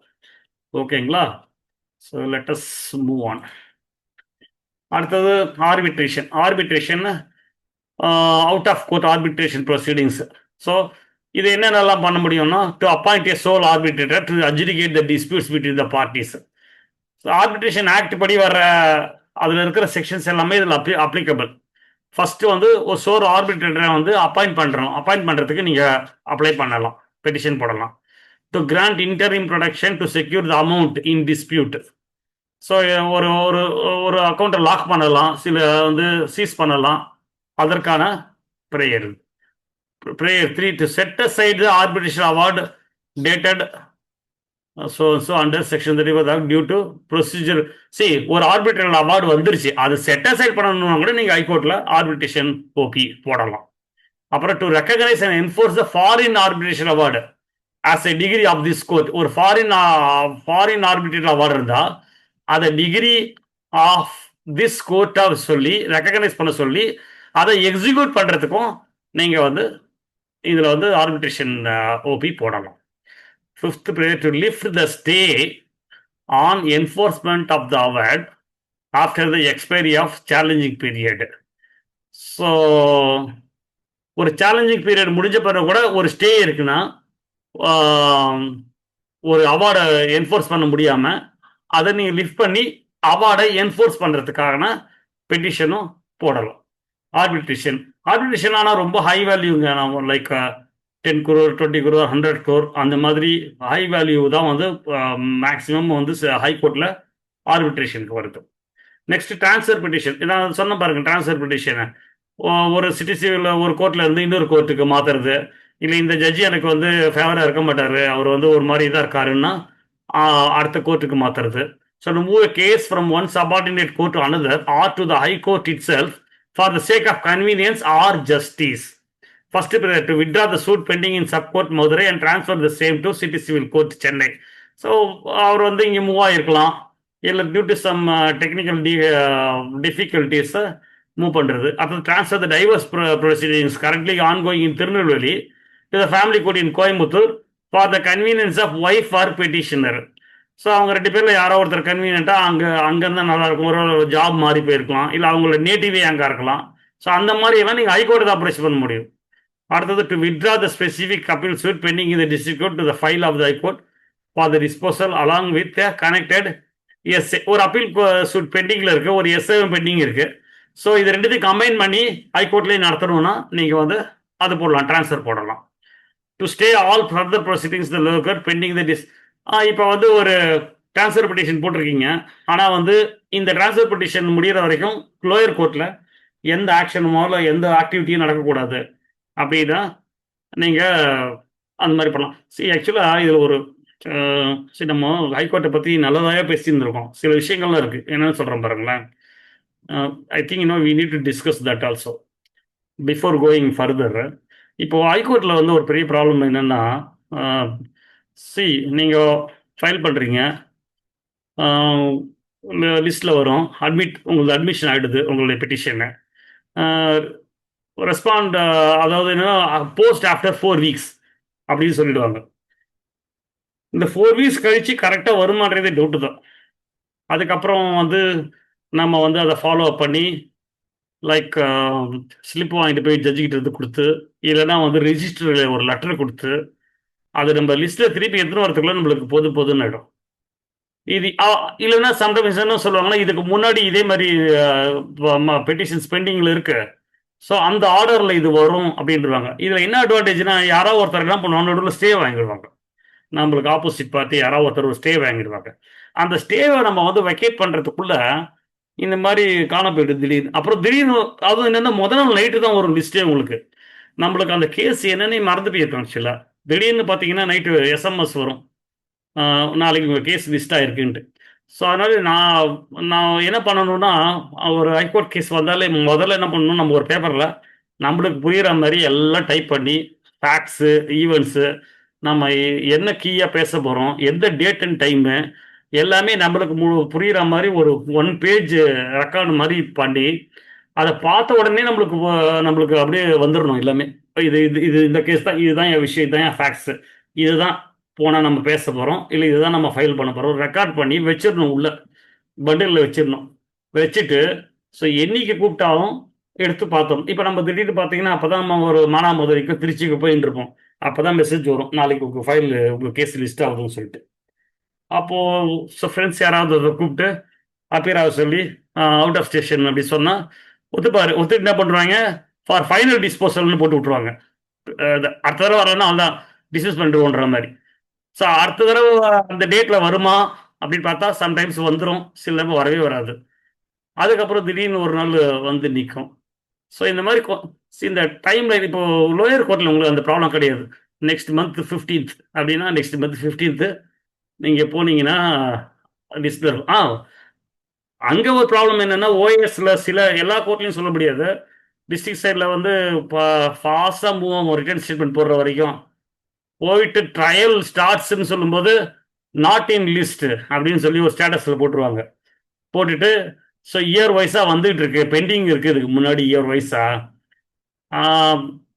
ஸோ இது அதர் டிஸ்ட்ரிக்ட் கோர்ட்ஸில் ப்ராக்டிஸ் பண்ணுறவங்களுக்கு they can understand what I'm saying.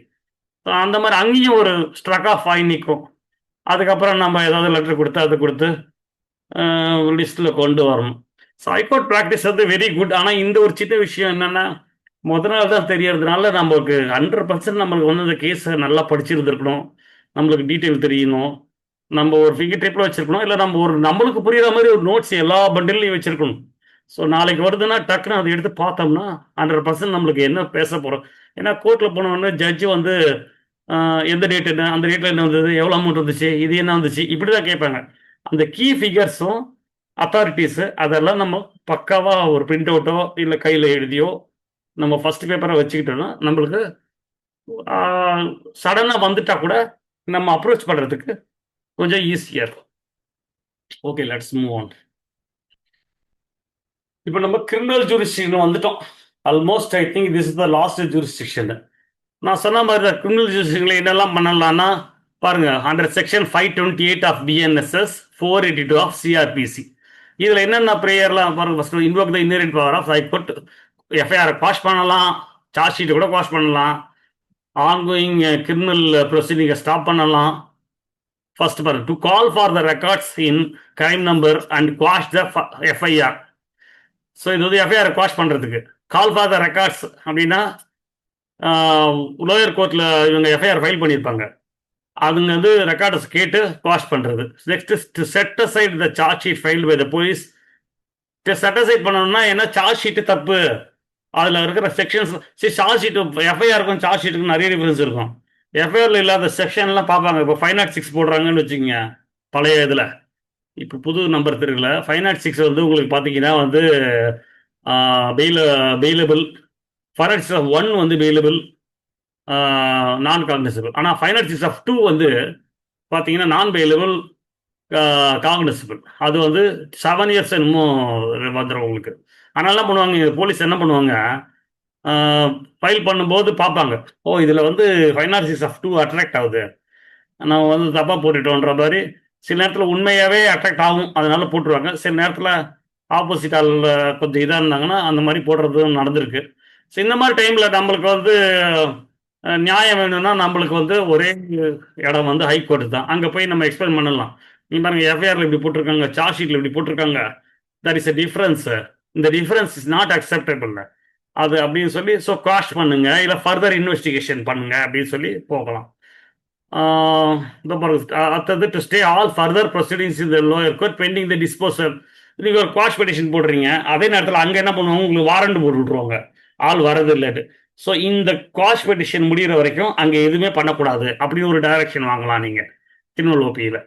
அப்புறம் to quash the private complaint file under 138 of as an abuse of process of the court. சரி, இது வந்து நெகோஷியபிள் செக் மோசடி, அதை கூட நீங்கள் வந்து குவாஷ் பண்ணுறதுக்கு அங்கே நீங்கள் போகலாம். ஸோ இது ஒரு இன்ட்ரெஸ்டிங் ஃபேக்ட் ஒன்று சொல்கிறேன் பாருங்க. இப்போது இது நம்ம இதுக்கு வந்துட்டோம், கிரிமினல் ஓபிக்கு வந்துட்டோம், அதனால சொல்கிறேன். இப்போது நீங்கள் வந்து ஸ்டேஷன் போகிறீங்க, ஸ்டேஷன் போனால் ஒரு கம்ப்ளைண்ட் கொடுக்குறீங்க, கம்ப்ளைண்ட் அவங்க எடுக்கலாம், வாங்கி வச்சுக்கிட்டு அப்படியே சைலண்ட்டாக இருக்காங்க. நீங்கள் என்ன பண்ணுறீங்க, அடுத்தது கமிஷனர் ஆஃபீஸுக்கோ இல்லை வந்து எஸ்பி கிட்ட போய் நீங்கள் ஒரு கம்ப்ளைண்ட் கொடுக்குறீங்க. அது வந்து அங்கே அவர் வந்து ஃபார்வர்ட் பண்ணுவார் இங்கே ஸ்டேஷனுக்கு. அப்பயும் ஒன்றும் நடக்கலை அப்படின்னா நீங்கள் நேராக மேஜிஸ்ட்ரேட் கோர்ட்டில் போயிட்டு ப்ரைவேட் கம்ப்ளைண்ட் கொடுத்துடலாம். ப்ரைவேட் கம்ப்ளைண்ட்டுன்றது வித் அட்டாச்சிங் டாக்குமெண்ட்ஸு எல்லாமே வச்சு கொடுத்துடலாம். கொடுத்தீங்கன்னா ஜட்ஜு வந்து ஃபஸ்ட்டு ப்ரைவேட் கம்ப்ளைண்ட்டோடைய ப்ராசஸ், கிரிமினல் கேஸோட ப்ராசஸ், சிவில் எல்லாமே கொஞ்சம் கொஞ்சம் கொஞ்சம் டிஃப்ரென்ஸ் இருக்குது. ப்ரைவேட் கம்ப்ளைண்ட் கொடுக்கும்போது என்ன ஆகும்னா, ஃபஸ்ட் எடுத்த உடனே உங்களுடைய டாக்குமெண்ட்ஸ்லாம் வாங்கி மார்க் பண்ணிடுவாங்க. மார்க் பண்ணிவிட்டு ஸ்வான் ஸ்டேட்மெண்ட் எடுத்துட்டு என்ன பண்ணுவாங்கன்னா, அப்போ ஜட்ஜி டிசைட் பண்ணுவாங்க. என்ன டிசைட் பண்ணுவாங்களா, இது நம்மளே காக்னிசன்ஸ் எடுத்து நோட்டீஸ் அனுப்பி ஆளை வர வச்சிடலாமா, இல்லை போலீஸ்க்கு அனுப்பிச்சு ஃபர்தர் இன்வெஸ்டிகேட் பண்ணி ரிப்போர்ட் கொடுன்னு முடிவு எடுத்துடலாமா, இல்லைனா வந்து டிஸ்மிஸ் பண்ணி விட்டுலாமான்ட்டு. ஸோ இந்த மூணில் ஏதாவது ஒன்று தான் நடக்கும். ஸோ அவங்க வந்து போலீஸ்க்கு அனுப்பிச்சிட்டாங்கன்னா அப்புறம் நீங்கள் அதே ஸ்டேஷனுக்கு போய், எப்படியும் கோர்ட்டில் ஆர்டர் வந்ததுனால ப்ராபப்ளி அவங்க வந்து ப்ராப்பர் இன்வெஸ்டிகேஷன் பண்ணுறதுக்கான சான்ஸ் ரொம்ப இருக்குது. அது ஒன்று. இல்லைன்னா வந்து அவங்க வந்து ரொம்ப டெட்லி கேஸாக இருக்குது, நம்மளே பண்ணிடலான்ட்டு சம்மன் டு தி அக்யூஸ்டுன்னு சொல்லிட்டாங்கன்னா, ஸோ கோர்ட்டே இப்போ எல்லாம் பண்ண போகுதுன்னு அர்த்தம். டிஸ்மிஸ் ஆக்ஷன் வச்சுக்கோங்க சப்போஸ், அப்போ தான் நீங்கள் உங்களுக்கு வந்து இதுக்கு அப்பீல் எதுவுமே கிடையாது. அப்போ நீங்கள் ஹைகோர்ட்டுக்கு வரலாம். அப்போ என்ன அப்படின்னா, கிரிமினல் ரிவிஷனில் சிஆர்பியில் வந்து இந்த மாதிரி என்னுடைய இதில் வந்து டாக்குமெண்ட்லாம் கரெக்டாக இருக்குது, எனக்கு இவ்வளோ ப்ராப்ளம் இருக்குது, இருந்தாலும் இந்த ஜட்ஜு வந்து இந்த மேஜிஸ்ட்ரேட் வந்து என்னுடைய பெட்டிஷனை வந்து டிஸ்மிஸ் பண்ணிட்டாங்க அப்படின்னு யூ கேன் அப்ரோச். அந்த ஒரு கிரிமினல் ஜூரிஸ்டிக்ஷனில் you can approach the high court. Let us move on. Next இங்கே பாருங்க. இது வந்து இது இருக்குது, சாரி நான் அதை பார்க்கவே இல்லை. Criminal revision case to challenge the correctness, legality or proprietary of an interim order passed by a subordinate court. It's a review of a lower court decision, not a full appeal on the final verdict. So இது அதான் சொன்ன பாருங்க, final verdict கிடையாது. Final வெர்டிக்ட்னா criminal அப்பீலுக்கு போகணும். இது நடுவில் பிறப்பிக்கப்பட்ட எந்த உத்தரவுக்கு வேணால் போகலாம். ஸோ இதில் என்னென்ன இருக்குது, to modify the order of maintenance granted by the family court to declare இது வந்து 125 சிஆர்பிசியில் வர ஆர்டர் ஆக்சுவலாக. அடுத்தது to declare the jurisdiction exercise by the lower court as improper. ஒரு இப்போ என்டிபிஎஸ் கேஸை கொண்டு போய் ஒரு நார்மல் கோர்ட்டு வந்து தெரியாமல் விசாரிச்சுட்டு இருந்தா நீங்கள் வந்து ரிவிஷனுக்கு போய் சொல்லலாம், இல்லை தப்பு, அவங்க ஜூரிஸ்டிக்ஷனே கிடையாது அப்படின்னு சொல்லிட்டு. அப்புறம் to analyse the quantum of compensation what by the victim by the trial court.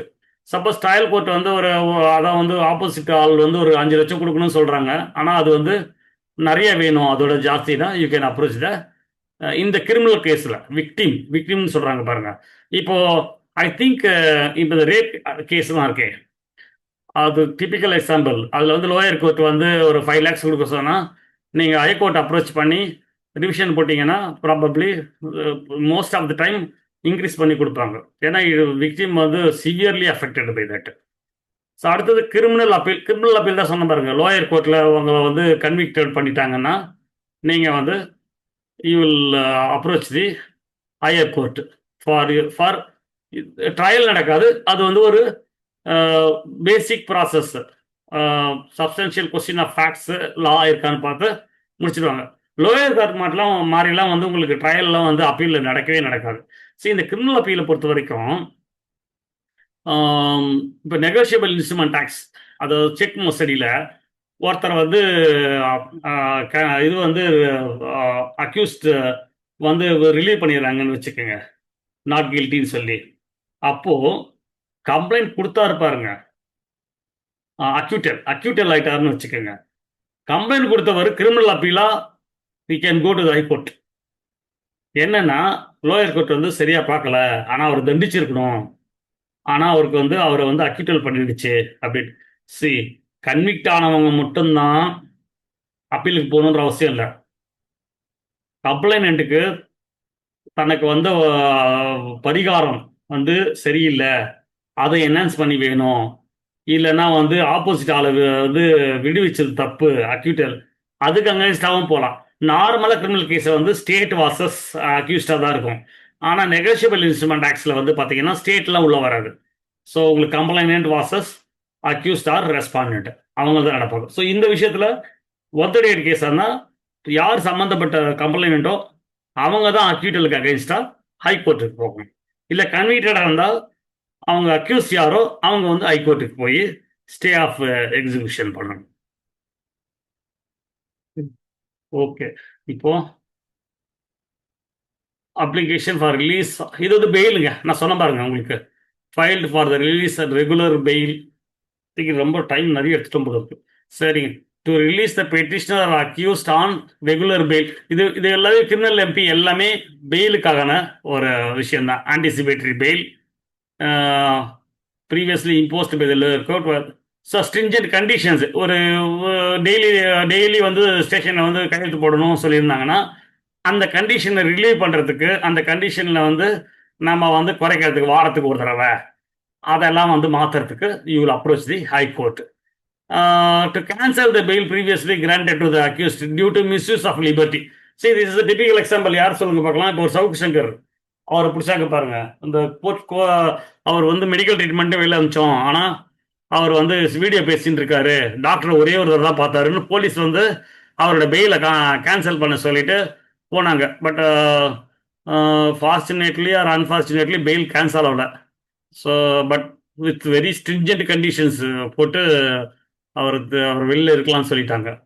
So next வந்து to direct the immediate release of the petitioner from judicial custody upon furnishing sureties. Sureties கொடுத்து கூட சில நேரத்தில் வந்து ஆளை வெளியில் அனுப்பலன்னு வச்சுக்கோங்க. நீங்கள் டைரெக்டாக போயிட்டு ஹைகோர்ட்டை அப்ரோச் பண்ணி இமீடியட் ரிலீஸுக்கு நீங்கள் ஆர்டர் வாங்க. அதே மாதிரி கிரிமினல் பெட்டிஷன்ஸோட டிரான்ஸ்ஃபர், அதுக்கு தான் வந்து இந்த TRCRLOP TRCRLMP. To move a criminal case from one criminal court to another within the state from one sessions to another for convenience, fairness or safety reasons. இப்போ ஒருத்தர் வந்து அக்யூஸ்ட் சொல்கிறாரு, சார் எனக்கு வந்து எதிரிகள் ஜாஸ்தி இருக்காங்க அந்த செஷன்ஸ் கோர்ட்டில், திருவள்ளூர் செஷன்ஸ் கோர்ட்டில், அதனால் என்னைய வந்து நீங்கள் செங்கல்பட்டுக்கு மாற்றி விட்ருங்க, ஏன்னா அங்கன்னா நான் சேஃபு, எங்கள் ஊர் எங்கள் ஆளுங்க இருக்காங்க. ஸோ அந்த மாதிரி ஒரு வேலிட் ரீசன்ஸ் இருந்ததுன்னா they can approach the court and change the transfer the case. To withdraw the trial proceeding prayer 1 படிக்கிறேன். to withdraw the trial proceedings pending before the ACJM court and transfer the same to the CMM court at different location.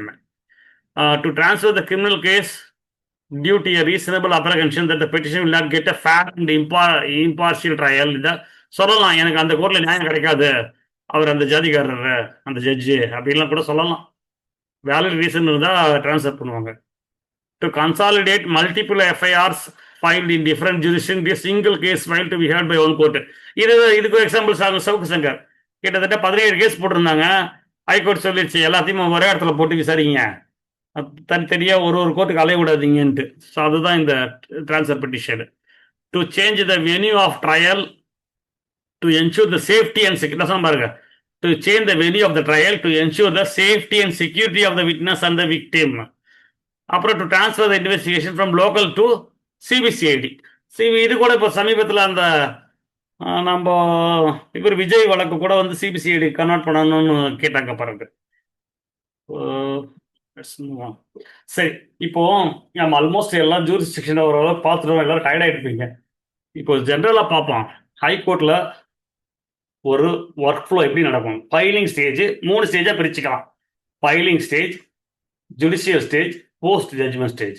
Filing stage தான் என்ன, petition எதுவுமே நம்ம கொடுக்குறோம் ரிஜிஸ்ட்ரியில், அதில் வந்து ஒரு examiner இருப்பார், அவர் பார்க்குறாரு ஓ டிஃபெக்ட்ஸாக இருக்கே, இதை வந்து பண்ண முடியாது, ரிட்டர்ன் போட்டுடுறாரு. அதை நீங்கள் கரெக்ட் பண்ணி கொடுக்குறீங்க, அப்போது நம்பரிங் ஆகிடுது. நம்பரிங் ஆனவுடனே என்ன ஆகுது, கோர்ட்டுக்கு வருது. ஸோ கோர்ட்டுக்கு எப்படி அசைன் பண்ணுறாங்க, ஹைகோர்ட்டில் இருக்கிற ஒரு ஜட்ஜர் ஒரு போர்ட்ஃபோலியோ வச்சுருப்பாங்க. இந்த ஜட்ஜு வந்து மிசலேனியஸை, இந்த ஜட்ஜு வந்து அட்மினிஸ்ட்ரேஷன், இந்த ஜட்ஜு வந்து டேக்ஸு, அந்த மாதிரி உங்களுக்கு பிரித்து வச்சுருப்பாங்க. ஸோ கரஸ்பாண்டிங் ஜட்ஜுக்கு போஸ்ட் ஆகும் உங்களுடைய பெட்டிஷன். ஃபஸ்ட்டு அட்மிஷன் ஸ்டேஜில் கேட்பாங்க, சொல்லுங்கள் என்ன உங்களோட ப்ராப்ளம்ட்டு. So you should be able to explain. Admission ஸ்டேஜ்லேயே சப்போஸ் ஜட்ஜ் ஃபீல் பண்ணுறாரு, இவன் சும்மாவே எடுத்துகிட்டோம்மா, இதில் ஒன்றுமே இல்லை, விஷயமே இல்லை அப்படின்னு நினச்சாருன்னா, then and there itself we can dismiss. இல்லை இதில் விஷயம் இருக்குது, ஆனால் பட் ஆப்போசிட்டையும் நம்ம ஹியர் பண்ணணும் அப்படின்னு நினச்சாருன்னா he will order நோட்டீஸ். அதுக்கப்புறம் நோட்டீஸ் போனோன்னா அவங்க வந்து கவுண்டர் போடுவாங்க. இப்போ கவுண்டரை படிச்சுட்டு நீங்கள் வந்து ஒரு ரீஜாயிண்டர் வேணும்னா போடலாம். ரீஜாயிண்டர்னா நம்மளுடைய பெட்டிஷன் வந்து அடிஷ்னல் டேட்டா, அவங்க கவுண்டரை பார்த்துட்டு, அவங்க கவுண்டரை தேவையில்லாத விஷயம் நிறைய சொல்லியிருக்காங்க நம்மளை பற்றி தப்பானா, அதெல்லாம் நீங்கள் டிஃபெண்ட் பண்ணுறதுக்கு நீங்கள் ஒரு ரீஜாயிண்டர். அதுக்கப்புறம் hearing is nothing but argument, 2 பேரும் ஆர்கியூ பண்ணுவாங்க, ஆப்போசிட் அண்ட் தென் ஜட்ஜ்மெண்ட்டுக்கு அப்புறம் என்ன, ஜட்ஜ்மெண்ட் காப்பி வாங்குறது. இப்போ எக்ஸிக்யூஷன் சம்டைம்ஸ் இந்த லைக் ஒரிஜினல் சூட்லாம் போட்டிங்கன்னா இபி பெட்டிஷனும் ஹைகோர்ட்டுக்கு தான் போடுறோம். So execution. அப்புறம் உங்கள் ரெக்கார்டு எல்லாம் என்ன ஆகும்னா ஸ்டோரேஜுக்கு போயிடும். அங்கே ஒரு இங்கிலீஷ் ரெக்கார்ட்ஸ் அந்த மாதிரி நிறைய செக்ஷன்ஸ் இருக்குது ஹைகோர்ட்டில், அங்கே போய் வச்சுருவாங்க. ரொம்ப நாள் இருக்காது ஆக்சுவலாக, எல்லாம் ஸ்ட்ரிட் பண்ணுவாங்க. கொஞ்சம் நாளைக்கு அப்புறம் என்ன பண்ணுவாங்க, பெட்டிஷன் அப்புறம் அதில் ஏதாவது சப்போஸ் டாக்குமெண்ட், முக்கியமான டாக்குமெண்ட்டு, லேண்ட் டாக்குமெண்ட் ஏதாவது வச்சுப்பாங்க. அப்புறம் பெட்டிஷன், அப்புறம் ஜட்ஜ்மெண்ட்டு, இதை தவிர மீது எல்லா பேப்பரையும் வந்து ஸ்ட்ரெட் பண்ணிடுவாங்க கொஞ்ச நாளுக்கு அப்புறம் ஹைகோர்ட்டில். ஸோ நீங்கள் காப்பி போட்டாலும் கிடைக்காது. சரி, ஓகே, லெட்ஸ் மூவ் ஆன். இங்கே பாருங்களேன், நான் ஒரு ஃப்ளோவை ஜென்ரலாக சொன்னேன், ஆனால் ஒரு விதமான பெட்டிஷனுக்கும் ஒரு கொஞ்சம் லைட் டிஃப்ரென்ஸ் இருக்குது. இப்போ ரிட்டை பொறுத்த வரைக்கும், ரிட்டை நம்ம ஃபைல் பண்ணுறோம், ரிஜிஸ்ட்ரி ஸ்க்ரூட்டினி பண்ணுறது, நம்பரிங் பண்ணுறோம், அட்மிஷன் ஸ்டேஜ். அந்த நேரத்தில் court may issue notice or interim order. இந்த நேரத்தில் ஒரு ஸ்டே கூட வாங்கிக்கலாம். நம்ம ஒரு டபிள்யூபியில் வந்து WMP போட்டு ஒரு ஸ்டே அந்த மாதிரி ஏதாவது ஆர்டர் வாங்கிக்கலாம். அடுத்தது கவுண்டர் இஃப் ஆர்டர். சம்டைம்ஸ் கவுண்டரே தேவையில்லைன்னு சொல்லிடுவாங்க கோர்ட், அது டிஸ்கிரீட் ஆஃப் த கோர்ட். அப்புறம் rejoinder, final hearing, judgment. Civil சூட்டை பொறுத்த வரைக்கும் பிளெயிண்ட் பண்ணுறோம், நம்பர் பண்ணுறோம், டிஃபெண்டன்ட்டுக்கு சம்மன் அனுப்புகிறாங்க, written statement, framing of issues, trial வருது, evidence, arguments, judgment. Appeal, first அப்பீலில் வந்து அதே மாதிரி admission, notice to the respondent, records கால்டுனா லோயர் கோர்ட்டுடைய ரெக்கார்ட்ஸ் எல்லாம் கேட்பாங்க, அதை பார்த்துட்டு தான் டிசிஷன் எடுக்க முடியும். அதனால அடுத்தது கவுண்டர். மோஸ்ட்லி கவுண்டரே வராது ஆக்சுவலாக, கோர்ட் சொன்னால் தான் கவுண்டர், எல்லா இதுக்கும் கவுண்டர் கிடையாது. Arguments, judgment. அதேமாதிரி கிரிமினல் பெட்டிஷனை பொறுத்த வரைக்கும் petition filed, scrutiny, registry scrutiny பண்ணியாச்சு, அட்மிஷன் பண்ணியாச்சு, நோட்டீஸ் டு ஸ்டேட்னா நம்ம போலீஸ், அந்த இவங்க இந்த கவர்மெண்ட் ப்ளீடர்ஸ், அவங்களுக்கு ஒரு notice, counter affidavit by prosecution optional தான் ஆகும். ஹியரிங் தான் வந்து ஆர்கியூமெண்ட்ஸ். அப்புறம் ஆர்டர் பாருங்க, கிட்டத்தட்ட ஒன்று தான். ஆனால் சில இதுக்கு கவுண்டர் தேவைப்படும், சில இதுக்கு கவுண்டர் தேவைப்படாது. ஸோ அதனால நம்ம எல்லாத்தையுமே ஹைகோர்ட்னாலே ஒரே மாதிரி ஃப்ளோ தான் இருக்குன்னு தெரிஞ்சுக்க அப்படின்னு நினைக்கக்கூடாது. இதெல்லாம் தெரிஞ்சுக்கிறது ரொம்ப ஈஸிங்க. இப்போ நீங்கள் ஒரு அப்பீல் சூட் இருக்குன்னு வச்சுங்களேன், நீங்கள் நேராக போயிட்டு ஹைகோர்ட்டு உள்ளே போயிட்டு அப்பீல் சூட் ஏதாவது ஓப்பன் பண்ணுங்க. ஏஎஸ்ன்னு இருக்கும். இப்போ 2015 இருக்கிறதுல 2022 இருக்கிறது ஓப்பன் பண்ணுங்க ஆன்லைனில். ஓப்பன் பண்ணிட்டு பாருங்க, அதில் போய் ஹிஸ்ட்ரி இருக்கும். கம்ப்ளீட்டடு பார்க்கணும், நீங்கள் டிஸ்போஸ்டை பார்க்கணும். அதில் பார்த்தீங்கன்னா உங்களுக்கு சொல்லுவான் என்னென்ன ஸ்டேஜஸ்ன்னு. ஸோ அதை பார்த்தோன்னே தெரிஞ்சிடும், ஓகே இந்த ஸ்டேஜஸ் தான் இப்போ கோத்துருன்னு சொல்லிட்டு. Okay let's move on. அப்புறம் ஸ்டோரேஜ் ஆஃப் ரெக்கார்ட்ஸ். அது எங்கெல்லாம் case bundles, record rooms, digital e courts. இப்போல்லாம் வந்து கேஸ் பண்டில்ஸ் உள்ள உங்கள் ரெக்கார்டு இருக்கும், அப்புறம் ரெக்கார்ட் ரூம்ஸில் வச்சுக்கிறாங்க. இப்போ டிஜிட்டலாக தான் இப்போ போட ஆரம்பிச்சிட்டாங்க. ஸோ என்னென்ன இதெல்லாம் இருக்குது, main case file, interlocutory applications, type set, evidence records, judgment copies. இங்கே வந்து இது நெட்லேருந்து நான் எடுத்தேன், ஆனால் எனக்கு இது எவ்வளோ ஆத்தென்டிக் டேட்டான்னு தெரில. சிவில் சூட்லாம் 12 to 30 இயர்ஸ் மட்டும்தான் இருக்கும் அப்படின்றாங்க. சம்டைம்ஸ் பர்மனெண்ட் இம்பார்ட்டண்ட்டாக இருந்தான்ட்டு. அதேமாதிரி கிரிமினல் கேசஸ்லாம் 6 to 12 இயர்ஸ், ஹிட்டில் வந்து 5 to 10 இயர்ஸ். இம்பார்ட்டன்ட் கான்ஸ்டியூஷனல் மேட்டர்ஸ்லாம் பர்மனெண்ட்டாக இருக்கும். அட்மினிஸ்ட்ரேட்டிவ் ரெக்கார்ட்ஸ்லாம் 3 to 5 இயர்ஸ். அதுக்கப்புறம் எடுத்து போய் ஸ்ட்ரெட் பண்ணிடுவாங்க. இதுமாரி ஆனால் பெட்டிஷன் எப்பயுமே இருக்கும். பெட்டிஷனும் ஜட்ஜ்மெண்ட்டும் எப்பயுமே இருக்கும். மீதி எல்லாத்தையும் தான் ஸ்ட்ரெட் பண்ணுவாங்க. வந்துட்டாங்க எண்டுக்கு, அவ்வளோதான் சார். நாராஜ் சார், என்ன சார் 1/2 மணி நேரம் 3/4 மணி நேரம் பண்றேன், நீங்க கடைசியில் அடிச்சு தள்ளி முடிச்சுட்டு வந்துட்டீங்க. நிறைய அவ்வளோதான் வரும்னு நினைச்சேன், நிறைய ஆயிடுச்சு சார். ஆமா, நிறைய இருக்கு கண்டென்ட். இல்லை இதுவே கூட எலாபரேட்டா பண்ணோம்னா இன்னொரு 1 மணி நேரம் 2 மணி நேரமே பண்ணலாம். பட் ஆனால் புரியுற மாதிரி தெளிவா பண்ணிட்டீங்க, அது ஒரு விஷயம். அதான் எல்லாம் இதெல்லாம் வந்துட்டு இப்போ ஸ்மெலிஸ் எல்லாம் பறக்குது பாருங்க சார். அதாவது நடராஜன் சார் பிரீஃபா எடுத்தாரு. நம்ம நாகராஜன் சார் வந்து என்ன பண்ணிட்டாருன்னா, ஒரு நட்சல் இதுதான் கிளீனா பண்ணிட்டார். அதாவது இத்தனை நாள் அட்டன் பண்ணாத ஹைகோர்ட் கிளாஸ் அட்டன் பண்ணாதவங்க கூட இவர் போட்ட இந்த ஸ்லைட்ஸ் மற்றும் இந்த விஷயங்களை இது பண்ணாலே ஸ்டடி பண்ணணும். கொஞ்சம் ஸ்டடி பண்ணாலே they will be able to practise ஸ்ட்ரைட்டாகவே. நாளை காலையிலே போயிடலாம் ஹைகோர்ட்டுக்கு ப்ராக்டிஸ் பண்ணுறதுக்கு. அது மாதிரி நட்சல்ல ரொம்ப பியூட்டிஃபுல்லாக செஞ்சிட்டீங்க நாகராஜன் சார், வாழ்த்துக்கள். Thank you sir, thank you sir. Nagarajan sir டைட்டிலே வித்தியாசமா கொடுப்பாரு சார். அவர் பார்த்தீங்கன்னா அப்பப்போ வருவார், எப்பயாவது வருவார்னு வச்சுக்கலாம். ஆனால் வந்தால் அவர் டைட்டிலே வித்தியாசமா இருக்கும். அவர் கொடுக்குறதே கண்டென்ட் வேற மாதிரி இருக்கும். பாராட்டுக்குரிய நண்பர். ஓகே லீனா சார், உங்களுடைய கருத்துக்கள். அட்வொகேட் ராசர் சார் வந்தாங்க, நேரத்தில் வந்து டைம் ஆயிடுச்சு, நம்ம கிளம்பிட்டாங்க. திருப்பூர் அவரு அந்த சார் இருக்கிறேன். சார் நடராஜன் சார் எடுத்தது வந்து நான் ஃபர்ஸ்ட் கிளாஸ் அட்டன் பண்ணல. ஆமா, அதனால எனக்கு என்னன்னு தெரியல. ஆனா நாகராஜன் சார் கிளாஸை வச்சு பேசுறாருன்னா எக்ஸலண்ட். ரொம்ப ரொம்ப தெளிவா இருந்துச்சு. அதாவது ஜூனியர்ஸ் முதல்ல ஹைகோர்ட் ப்ராக்டிஸ் பண்றவங்களுக்கு மிக மிக அருமையா எடுத்தாங்க சார். ஏன்னா சார் சொன்னதுல ஒரு பாயிண்ட் வந்து just I want to reiterate. அதாவது ஹைகோர்ட்ல நீங்க ப்ராக்டிஸ் பண்ணணும்னா நீங்க லோயர் கோர்ட்லயும் ஹைகோர்ட்லயும் பண்ண முடியாது, ரொம்ப கஷ்டம். ஓகே, ஒருவேளை மதுரையில இருந்தா பண்ணலாம், அதர்வைஸ் வெரி வெரி டஃப். நீங்க அதாவது இப்போ நான் வந்து என்னுடைய ஊர்ல இருந்து என்னால் டெய்லி அலைய முடியலன்னு சொல்ற ஒரே காரணத்துக்காக தான் ஓவர் த பீரியட்ல நான் அதை விட்டேன். ஒரு ஏஜ் கான்ஸ்டன்ட் எல்லாம் வரும்போது இப்போமா சார் சொல்றாங்க எஸ்எம்எஸ்லாம் வருதுன்னு. அப்போ பார்த்தீங்கன்னா 9:30 10 மணிக்கு காஸ்ட் லிஸ்ட்டை பப்ளிஷ் பண்ணுவாங்க. நான் I'm talking about some years back. அப்போ வந்தீங்கன்னா பெரிய பிரச்சனை என்னன்னா, நம்ம அதுக்கு தயாராகவே இருக்க மாட்டோம். எங்கள் ஊர்லேருந்து காலையில் 7 மணிக்காக நீங்கள் பஸ் பிடிச்சாகணும். ஸோ வேற வழி இல்லாமல் ஓடுற மாதிரி இருக்கும். ஸோ இது ரொம்ப ப்ரெஷராக இருந்துச்சு, பயங்கர ப்ரெஷராக இருந்துச்சு. இது ரொம்ப அதே போல் எனக்கு இதில் எப்போவுமே ஒரு குவரி உண்டு, அதுக்கு இன்னும் தீர்வு கிடைக்கல. இந்த சார் சொன்ன மாதிரி தான், அந்த நோட்டீஸ் டு பார்ட்டிஸ் சொல்லி போட்டு 4 வீக்ஸ் கழிச்சுன்னு சொல்லுவாங்க. அது வரவும் வராது. அது நம்ம அதை கொஞ்சம் அப்படியே காஸ்ட் லிஸ்ட்டை பார்த்துக்கிட்டே இருக்கணும். இதில் ஹார்ட்ஷிப்ஸ்லாம் இருக்குது. பட் சார் ரொம்ப சூப்பராக எடுத்தீங்க சார், பெர்ஃபெக்ட். அதாவது ஒரு பிகினர்ஸுக்கு வந்து A to Z எடுத்து முடிச்சிட்டீங்க. Thank you very much sir, nice of you sir, good டே.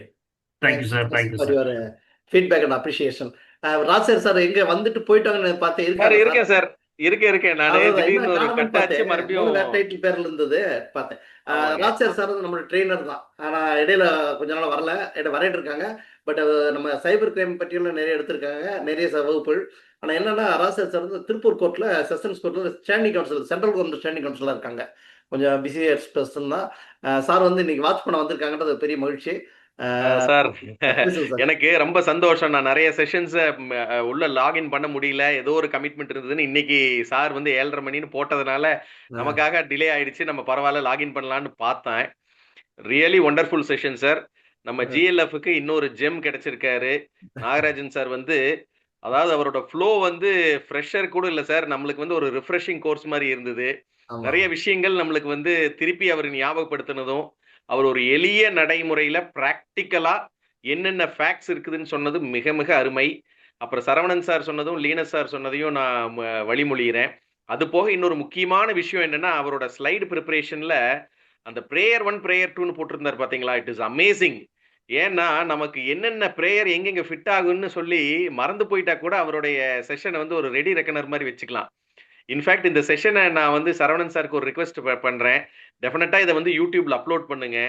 இது வந்து ஒரு ஒரு ரியலி ஒரு ஜெம் ஆஃப் த செஷன் சொல்லலாம் சார். ரொம்ப ரொம்ப எக்ஸலண்ட். எனக்கு ரொம்ப நாள் கழிச்சு ஒரு ரிஃப்ரெஷர் கோர்ஸ் மாதிரி கிடைச்சது. சரவணன் சாருக்கும் நாகராஜன் சாருக்கும் என்னுடைய real thanks to give us a great ஒரு அவுட்புட் ஆஃப் ஹைகோர்ட் மேட்டர்ஸ் எல்லாமே நம்ம எப்படி பண்ணணும்ன்றதை சொல்லியிருக்கீங்க.